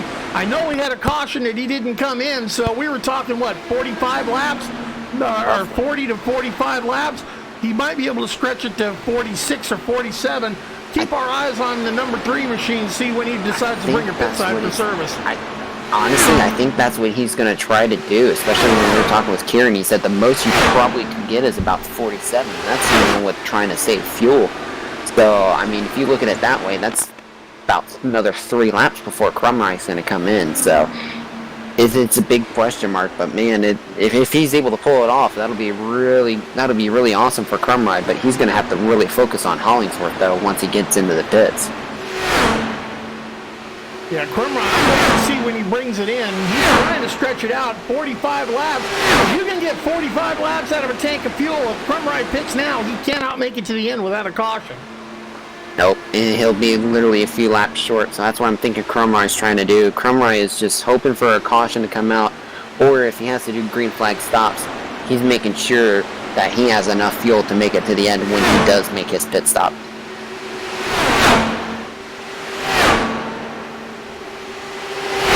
Meanwhile, Dan's just staying behind him. I think Dan's just trying to do some fuel saving as well, seeing what he can do behind Crumry. Maybe see if he can stay out a few laps longer and then pit and then have fresher tires than everyone else, especially with how Hollingsworth is 2.6 seconds ahead of Crumry.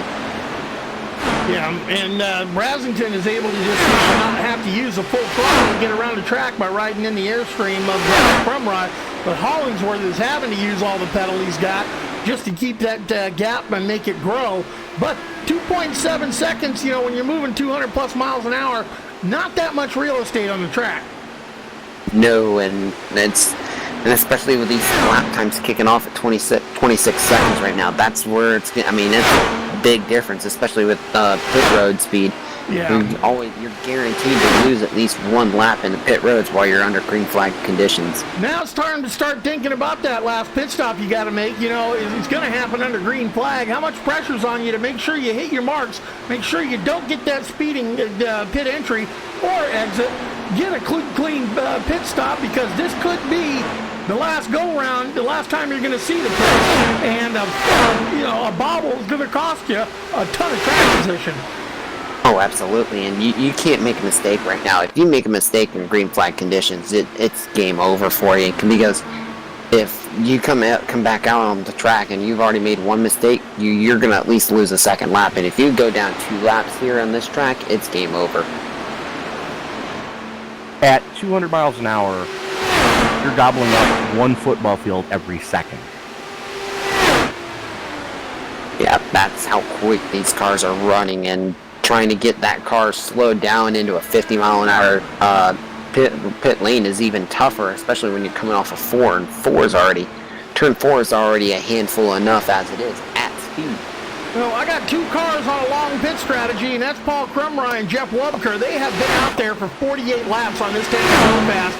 Gotta wonder when they're going to be bringing it to the pit side.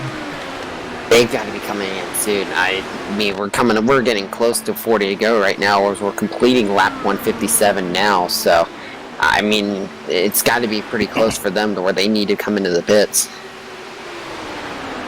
I don't think you can even light a fire with the match with what little fumes have got to be left in their fuel tanks right now. I can agree with that. Safe bet. Trying to keep my eyes on Paul Crumry and Jeff Wubker to see which one flinches first to the pits. As Dan Brasington goes ahead and makes his move to the inside of Crumry right now. And if I was Crumry, I'd be waving at Brasington saying, hey, dude, I need to be low in the track because I'm going to be coming for that pit lane.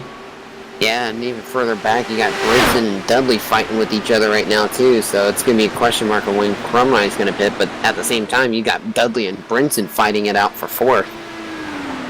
Now, these guys only got 40 laps in on the tank of fuel. They're going to stretch it out even more before they do their green flag stop. They want the freshest rubber they can for the last little sprint to the end. Oh! Did we see a little bit of bump? Crumry's out of fuel. Oh, man.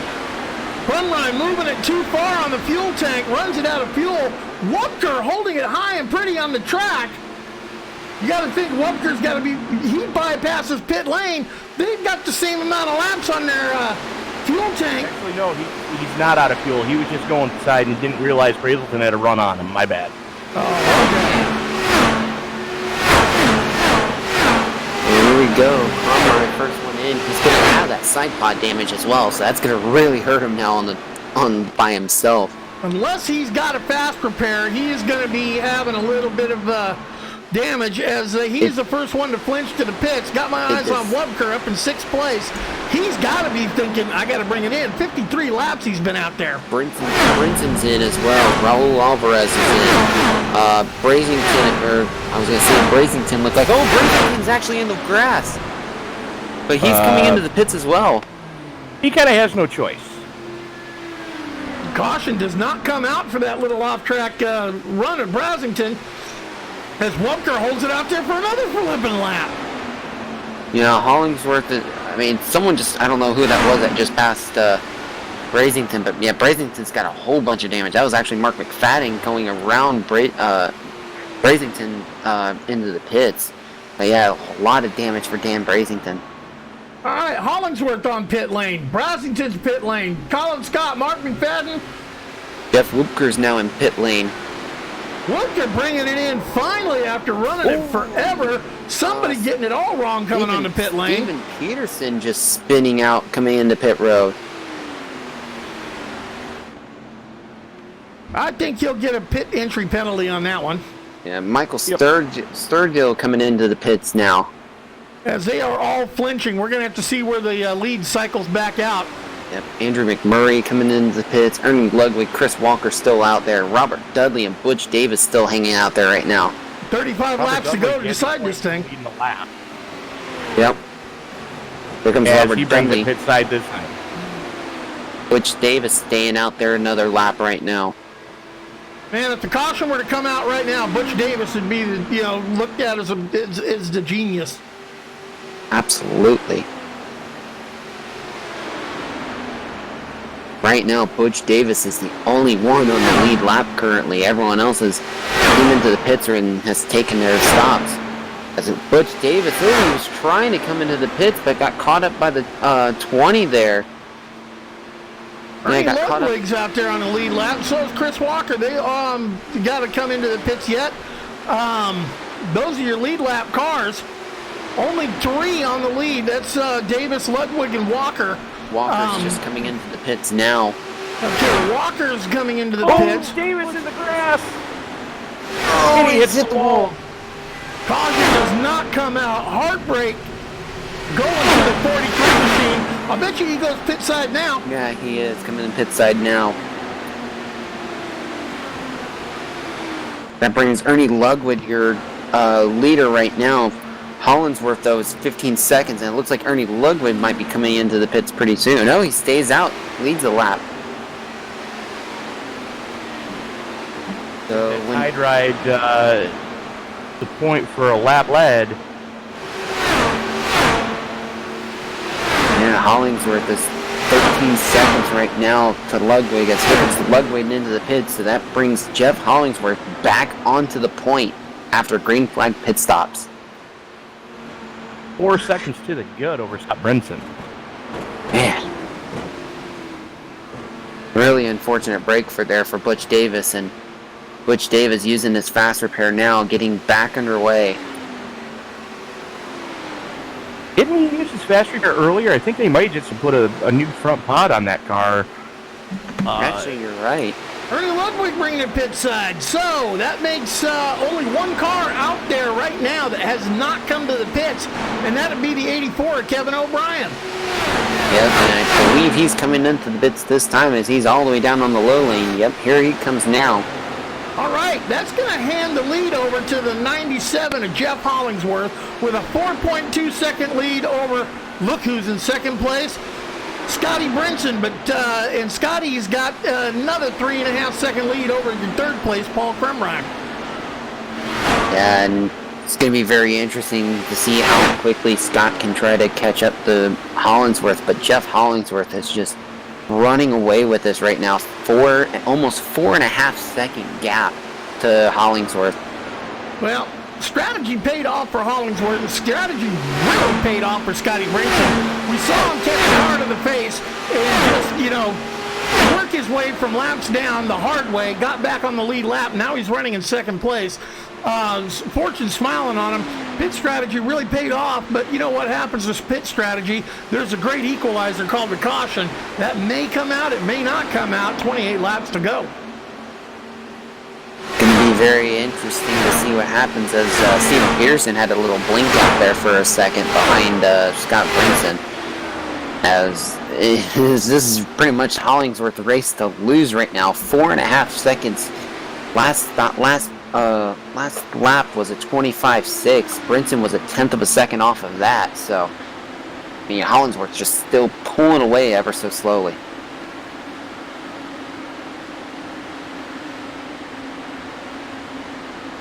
Further back, though, we got a nice little battle, though, for third. Jeff Woopker's trying to keep up with Paul Crumrine, and actually Michael Sturgill's also in that fight as well, fighting for third. These guys are another 8 seconds behind Hollingsworth, but these three are just trying to fight for the last podium spot right now. Yeah, throw a blanket over this position. This is the best fight on the track. Crumrine, Sturgill, and Woopker. Or no, Vic, yeah. Yeah, but Sturgill comes on the inside. Woopker's up on the outside. Just couldn't get that run. And Sturgill moves up to fourth and gonna start taking a look at Paul Crum right now. Gonna dive it on the inside. Don't know if he's gonna have enough speed to be able to get that slide job to work. But he does. Slides it up. Michael Sturgill, third place now. As here comes Paul Crumride back on the inside again. Works that crossover into turn 1 and 2. And he puts the slide job on Sturgill. Sturgill works back down to the inside on the back straight. So he works the crossover again, crossover after crossover after crossover. Boy, oh boy, it's getting good now for third. Crumride's now just going to hang on the back. He's going to look like run the outside lane to try to see what he can do there. But man, Sturgill just powers through, coming at it through.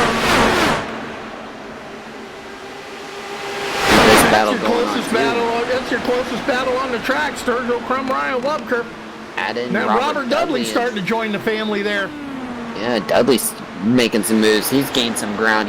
He just ran one of the fastest laps as well. So Robert Dudley's starting to get into this mix now. So we got 4 cars fighting for third. Oh, there goes Crumride. Oh, he barely keeps it from getting out on the wall, but there goes that whole run Crumride had. Yeah, he's dropping in the field at the end, coming back to the tail of the lead lap. Falls down to the 8th position, 6 seconds ahead of Carl Burke right at the moment. That was just Carl Crumright, he wanted it so bad, pushing so hard. But back out at the front of the field, the 97, Jeff Hollingsworth, overhauling the field like crazy. 4 seconds back to the second place of Scotty Brinson, another 4 seconds back to your third place of Mike Sturgill. But that Webker and Dudley are closing up on Sturgill. We're going to have a three-way dance for the third spot.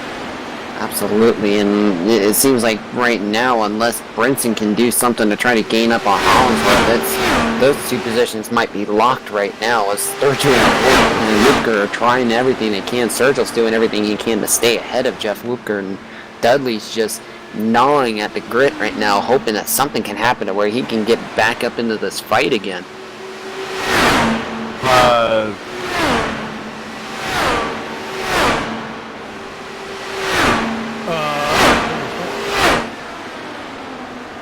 Somebody just ate hot garbage on the front stretch. That would be... Ooh, I don't know. I don't see. The only one I see in the pit... That'd be Weiser? That Mr. 85? Yeah, that might have been, actually. Oh, yeah, that was.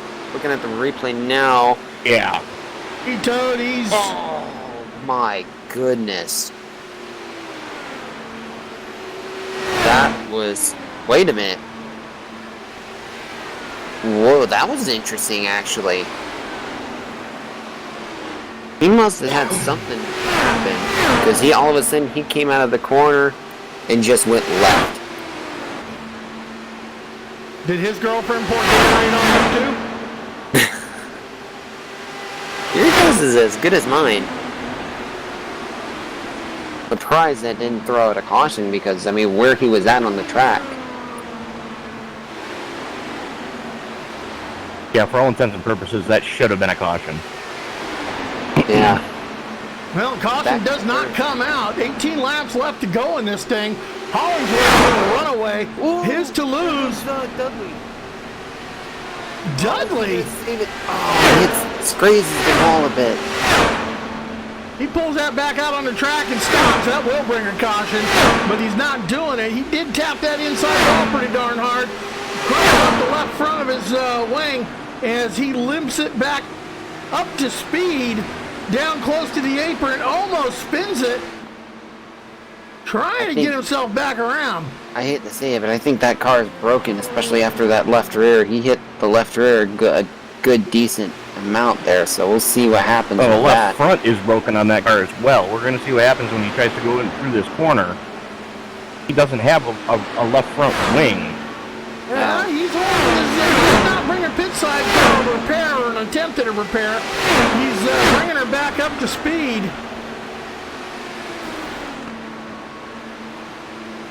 If that thing goes snap, see you bye, we're going to see the great equalizer. Yeah. Here we go, though. Still a good fight for third.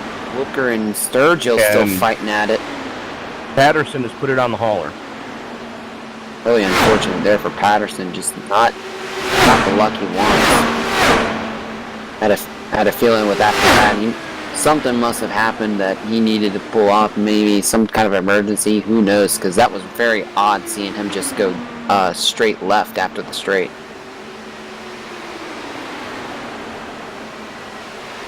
Laps are winding down on this thing. Wubker and Sturgill, your closest battle on the track. These guys just trading it back and forth. Absolutely, and I mean, Jeff Hollingsworth has pulled the gap on Scotty Brinson again. It's up to 5.2 now as the gap for Hollingsworth and Scott Brinson. So, pretty much the closest battle right now is Sturgill and Whoopker, who does Whoopker again on the inside, and Sturgill's just hanging up on that middle line, trying to keep Whoopker from getting any kind of momentum at all. I don't know if it's so much as Hollingsworth is, putting the gas figure out there as it is Scotty backing up to this third place battle. 3.4 seconds, the gap between Sturgill, who's in third, and Scotty in second. Yeah, well, it boils down to, Hollingsworth is catching the traffic cleaner than Brinson is. Scotty's catching everybody going into corners, whereas Hollingsworth is having them coming out of corners. Yeah, because looking at the lap times, I mean, Hollingsworth beat out Scott Brinson there by tenth of a second there, while both Sergio and Luker are losing about another 0.2 of a second right now in the last lap time, just with these two fighting alone. Yeah, and they are, neither one of them wants to give up this first podium position of the season, as Whoopker just sends it and almost collects Sturgill. Luckily, Sturgill able to keep his foot in it. With 10 to go, this is an exciting battle for third. Absolutely, yeah. Don't look now to 7-11 of Andrew McMurray's closing in on him. Yeah, Whoopker had a really big moment there, almost lost it, so good save there. And yeah, Andrew McMurray's starting to close in on these guys now. He's probably loving it, seeing that these two are fighting so hard for third place, and he's looking at it now saying, I might be able to take advantage now. And it's all about that podium, man, because we're going to hand out some points at the end of this race. We're going to hand out some money, $55 first one tonight, in the apocalypse, the APPOCOVERSARY. Sergio working on the outside, trying to get, or actually that was Whoopker on the outside, trying to get a run. Ooh, almost got into the outside wall there, and just Sergio just playing defensive, running that middle lane to keep Whoopker from trying to make any kind of momentum at all. Andrew McMurray is still closing in on this battle for third.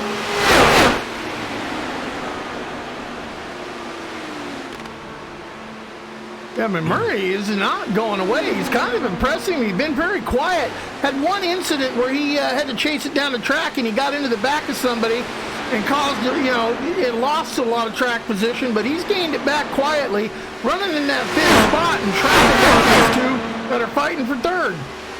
Yeah, and keeping an eye, the gap is even getting closer. As Whoopker is up on the outside again, McMurray down low. Like McMurray had a little bit better run there, and Sturgill just doing everything he can to hang on to that third place right now as they go into turn 2.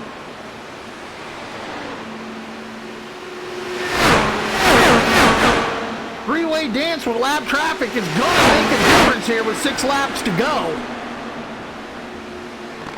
Meanwhile, Hollingsworth 6.5, almost 3-second gap now. Actually, no, almost 6.5 second gap over Scotty Brinson. Brinson's got another 3 seconds over this battle for third.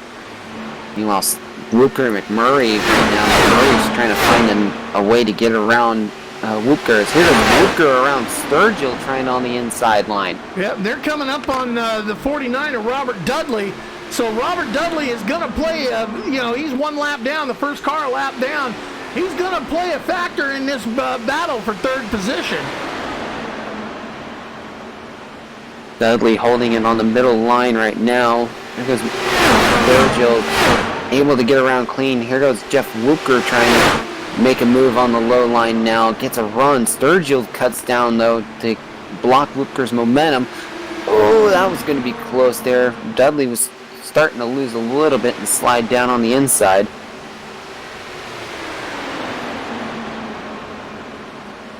McMurray, to go. Yeah, McMurray, though, just lost a whole bunch of ground, so this might be Whoopker and Sturgill's battle here in third.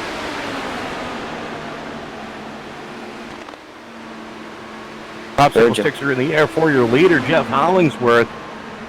6.25 seconds to the right now. Brinson giving it everything he can. He knows he's only got to hang on for more miles. And, he's got a podium. Right now, your battle is between Sturgill and Whoopker. Whoopker on the high side, Sturgill on the high side, Whoopker trying to figure out how to get by him. Yep, white flag is in the air, too. He's got 3 more corners to get it figured out. If it's not going to happen, it's not going to happen. Yeah, meanwhile, Hollingsworth getting ready to come around 3 and 4. Sturgill had to chase it down the hill that time. That gives Whoopker a ton of momentum. Drag race for third place.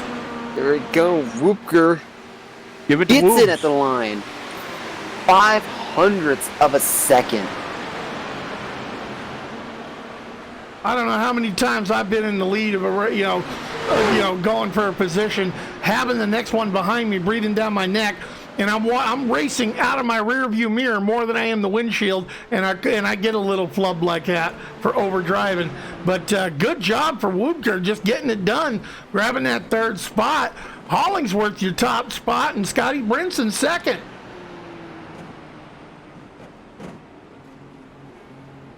What a win for Hollingsworth, just absolutely running away with this race.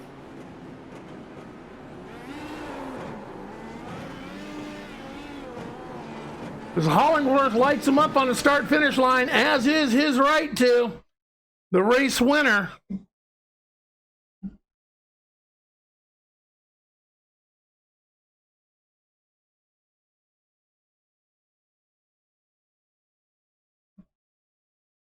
User was moved to your channel.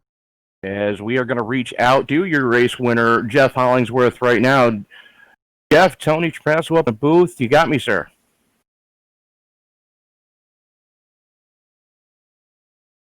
Wrong button, sir. Oh, I had to wheel upside down. Well, that happens when you're doing burnouts on the start-finish line because you just walked away with it at the end there, man. Congratulations. Thanks, Byron. How you guys doing? Hey, Well, doing great. Good. good to see you back, old friend. Talk us through that last set of green flag pit stops. You knew it was going to be the money stop, and you had to hit your marks just dead on. Yeah, I felt real good about it. I knew Paul was fast, and I'm like, they said he ducked in behind me. The guys I was in the team circuit with, my guys in there, and anyways, and I'm like, okay, well that's it. I'm pitting. We'll see what happens. And I had a real good stop, and never gave it up. So really good racing, man. We had a few cautions, but it was a lot of fun. Everybody was clean. It was a good time. Talk us through. It's been a while since we've seen you here in the Top Fuel Racing Series. How much practice have you had with the new in-car adjustments they let you have in the IndyCar now? None. This is my first IndyCar race since any of that. So I haven't run IndyCar since I've run with these guys last, and the guys gave me a little brief before the race, and I kind of listened to what they were doing and felt that. And I know you probably saw me at the beginning. Had a couple of near misses going off of 2 into the grass. I found the sweet spot off of 2 and got the stuff set up. I never touched it again after I got it set up where I wanted and just ran it. So, in other words, you're a big fan of no practice, no qualify. Let's just get out and race. Well, I mean, I'm running another league, and they don't run every week. And I seen this was up, and I love Homestead, and I love, the guys that race in this league. And I'm like, I'll just get in there and have a little fun. Who knew? I didn't think I'd win it. I really didn't. Yeah, well, guess what? You may have to run this league because if I'm not mistaken, you're sitting top dog in the points right now. Awesome, man. It was a lot of fun. Good times. Well, Jeff, anybody you want to give a thanks to before we let you get back down there with the rest of the guys you were hanging with and party it up? Sure, man. For you guys in the booth, Scotty for putting this on, of course. I'm horrible. Who's the sponsor this year? Same people. I can't remember. Anyways, Chris Walker and the other guys in No Limit for letting me come in there, hang out with them, and also want to thank Paul for running me clean. I know I was grinning when we were side by side, and just thanks to him and God, Dylan, Hart, Apple Pie, America, go Trump, 2020. Okay, that just got us demonetized. Thank you. Congratulations. Probably less than more. Oh, good golly. All right. Something I've been waiting to play. Yeah. Congratulations, Jeff. Yeah, good job to Scotty second in there and Jeff Webker ran. Good racing, fellas. Y'all have a good week. All right, there you go. Out of your channel. User joined your channel. User was moved to And joining us now, chief cook and bottle washer at the oh wait, I can't call you that anymore because you're not the chief cook and bottle washer.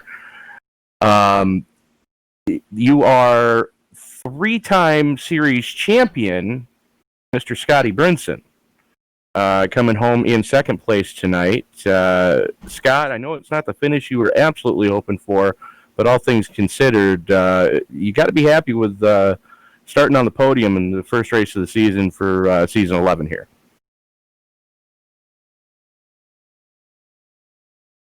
Hello, Scotty. I think Scotty took a small little break, so why don't we, while we're waiting on Scotty, User was moved out of your channel. let's User was grab moved to your channel. our Jeff. third place finisher. Mr. Jeff Webker. Hey guys. Jeff, talk us through those last handful of laps. You and Mike Sturgill were just throwing hand grenades at each other every lap. Yeah, well, at least it was clean racing, so I'll give Sturgill that. You know, I mean, it wouldn't be any fun if you didn't have competition. So it was a lot of fun. And I knew I couldn't get him out of 2 because you guys probably saw the transition coming out of 2. It was crazy. I mean, the rear end would just snap loose on you coming out of 2, and I didn't even want to mess with that. I tried a few times coming out of through 1 and 2, and it was just too treacherous. And actually, I had Kieran Brigelli in my ear toward the end there, who's a teammate of mine, and he kind of gave me some advice. I tightened up my weight jackers, or not my weight jackers, my torsion bars a little bit, and I think it actually helped. It didn't feel quite, where it would come out of that turn quite as bad. So, yeah, I'm glad we could put on a show there at the end there. And my strategy was pretty much just to run the high line and try to preserve my tires, and kind of all worked out tonight.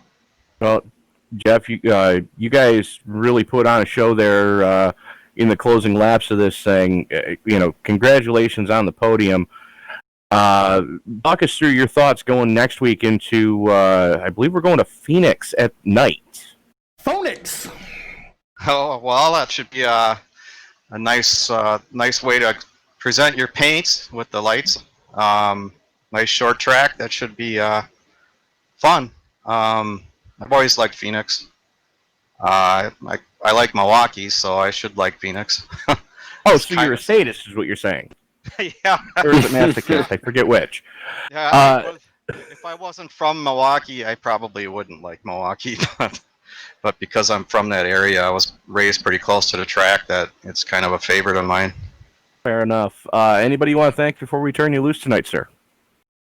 Yeah, all you guys I want to thank you, Tony, for doing what you're doing, coming in here and stepping in, and I'm glad I hope your marriage and everything's going well, I'm sure, and I'm glad you're healthier and stuff. The whole marriage thing, stick around. I got to talk to you about that afterward.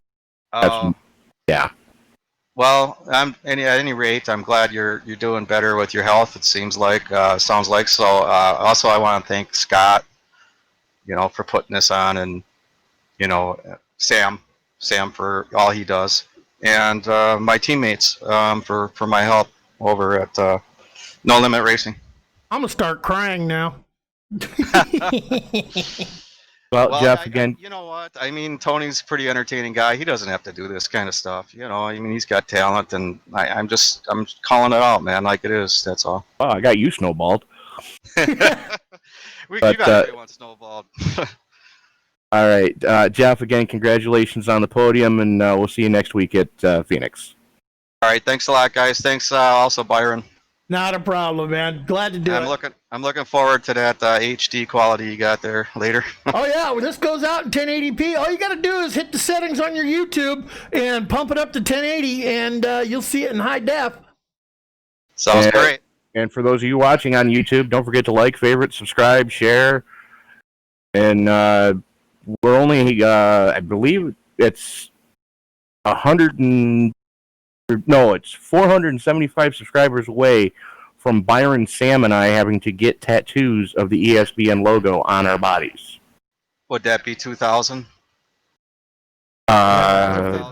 1,500. Oh, we're 1,500 away. I'm sorry. No, we hit 1,100 yesterday, so we're 400 away. 400. Oh, I thought Oh, we're tattooing at 1,500? I thought we were tattooing at 2,000. that's what I thought. That's the Facebook followers. If we hit, I think we're at 2,600 Facebook followers. So if we hit 3,000 Facebook followers and 1,500 subscribers, we'll get tattoos On your arms? And that's an and, by the way, ladies and gentlemen. Byron wants me to get a tramp stamp. Yeah, Sam's getting a tramp stamp. Well, there's no greater tramps than those guys at ESPN. ESPN. Fair enough. Well, Jeff, stick around. I'll talk to you afterwards. Tell you what's going on with the other thing we were talking about. Meanwhile, joining us right now, second place, not a bad place to start, especially considering some of the heartbreak you saw last season. Joining us now, Mr. Scotty Brunson. It felt like last season didn't end there on lap 35. I was like, damn, we're right back where we were 2 months ago. We noticed you caught a car to the face, and I was just thinking to myself, man, this is a repeat of the last season. And then I was asking Tony if he made you a helmet that had a big target on the forehead, said, hit me here. But you know what? Great way to fight back from 2 laps down all the way to the top of the podium. Yeah, I went from feeling like a patty melt to feeling, I don't even know how I felt at the end. I was just kind of sitting there hoping that we get a late caution. I have a chance to race it up, but I kind of knew once we made that last pit stop and Jeff was still 4 seconds up the road that I wasn't going to catch him. I knew we had traffic to deal with, and I was struggling with the adjustments in the car. I was able to make the best of it, but I got away from using weight jacker. I saw what was going on early on in the race with everybody losing the damn car coming off too, so I figured it wasn't worth it. I tried to make it work with the roll bars. I did the best I could, but I just needed that late caution to see if I had anything for him. But congratulations to Mr. Hollingsworth, and it's been a while since we've seen him. Good to see him back. Maybe we'll pick up where we left off a couple seasons ago. And for those of you who weren't watching when that happened, Scott and Jeff came down to the final race of the season. It was whoever finished in front of the other one was bringing home the championship, and I personally hope that we see that type of battle all through the field again this season. Yeah, I don't know what Jeff's plans are. I know Jeff was running another league back when we were racing a couple months ago, and I don't know if he's still running that league or what he's doing on Wednesdays, but we hadn't seen him in a long while. It was good to see him here tonight, and he ain't lost nothing, man. He's still the same Jeff Hollingsworth. I expect him to bring it every time. So, absolutely. Scotty, talk us through your thoughts going next week as we head to Phoenix at the night time. It's the right time. Yeah, going to Phoenix next week under the lights. First short track race of the season. I can't remember where we are the week after that. Yeah, I'll go to Atlanta the week after that, and then the week after Atlanta, we'll go to Spa. I'm thinking I'm going to ask for that day off. I think I'm going to ask for that day off, too. Hey, Sam, can I have that day off? Yeah. Well, I'm just glad we got the season Tyler, started. you're on your own. Man. No, Frank will be there. Frank will be there, so it's okay. All right. No, I'm going to ask for that day off. I want to drive that one. Sam, you know how I feel about that track. I get to drive Spa, so I don't care. I'm just glad we got I look forward to Phoenix next week. Yeah, guys, it was great. Kind of fell apart. It was great, and I was honored that you asked me to be part of the launching 6 years, 11th season, man. And you guys put on a hell of a show. Only 8 cautions through the whole 200 laps, man, and most of them came early as everyone were trying to get the cars sorted out. We had green flag pit stops there at the end where strategy had to pay off, and man, it was just a good show. Yeah, a lot of that early on I attributed to a lot of people haven't been racing. I think everybody kind of took a break and just wanted to step away from it. I think it was a good thing for everybody, and I think a lot of what you saw early on was people, these new adjustments are going to change everything, and when you're messing with that weight jacker, you're going to make the car unstable if you go too far. I think that's what a lot of people found out early on. And I had a couple moments myself where I should have been wrecked and lost the car, and that was after I used my reset. But somehow I was able to save it, and that second time when I almost lost it, I said, "The hell with it, ain't worth it. I want to at least finish the race and get the season off to a decent start." So I just used the roll bars the rest of the way and said, "The hell with the weight jacker." Yeah, well, you got one hell of a decent start. Congratulations, second place, man. Appreciate it, man. I want to take a minute here and thank you, Byron. I appreciate you stepping up tonight. I know there was a different plan as far as who was going to cover the race tonight, and you were going to race, but I appreciate you last minute stepping in and covering everything for us tonight. And Tony, it's great to hear you back, man. Appreciate you coming in and taking on the new role as far as overseeing the race admin stuff and all that. Yeah, I just got to figure out how to get myself some internet that doesn't include the word Wi-Fi with it, because I was lagging more than a noob in Call of Duty, on dial-up. It happens, man. At least you weren't out on the track doing that. So in the booth, it doesn't really matter so much. It was Byron was the one presenting the actual broadcast, so we'll work with it, man. We'll make it work. Well, speaking of actual broadcast, it's time for us to end one. Hang on Scott's got more thank yous. Yeah, I didn't even get to thank Tyler, and I got a few other people I want to thank. Tyler, I want to thank you too, man. I know you're taking this season off, and you wanted to be up in the booth and help everybody out. Appreciate you taking the time out of your night and coming up here. I think Kieran came up here too. I heard come up here and drop the F-bomb. Yeah, you did. It's not as bad as Brinson, so we told him we forgave him. But anyway, I just want to thank those guys. I want to thank all the drivers. I didn't know what to expect here tonight. We've been away for a long time. I know how leagues die out. So to have 20-plus cars here tonight when we ain't raced in 7 weeks and nobody heard shit from me other than a couple little trolling videos that I posted over that 7-week period until I dropped the comeback video on them.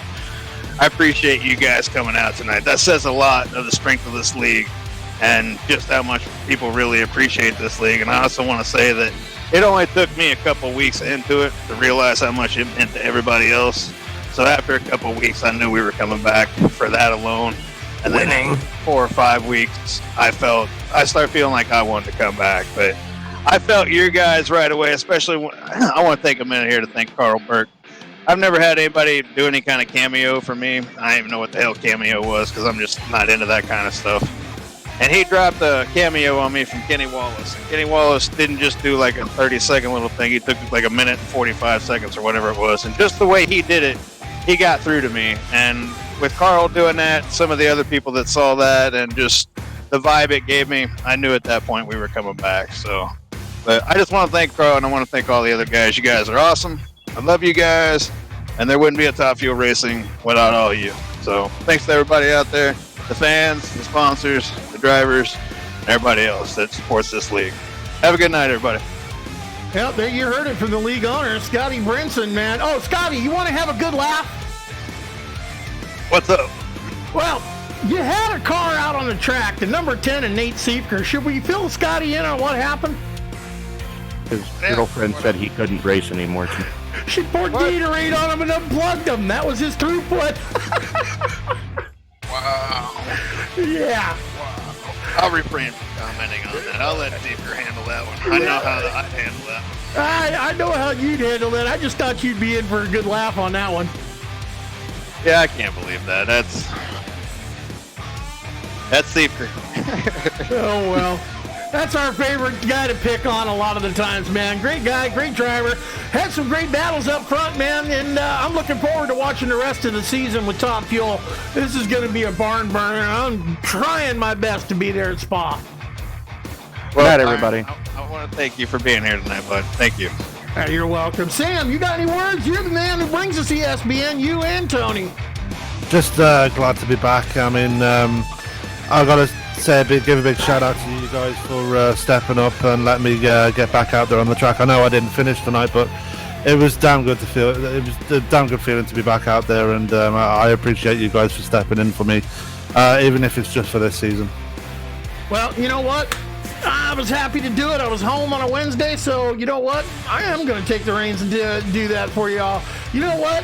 ESPN coverage of the Top Fuel Indy Racing League brought to you by ESPN. iRacing's a platform, ESPN's a network, and Top Fuel is your league. Ladies and gentlemen, for Tony Trapasso, For Tyler Vickery, I'm Byron Rodney, and it's been real and it's been fun. Boys, we'll see you next time. Winning.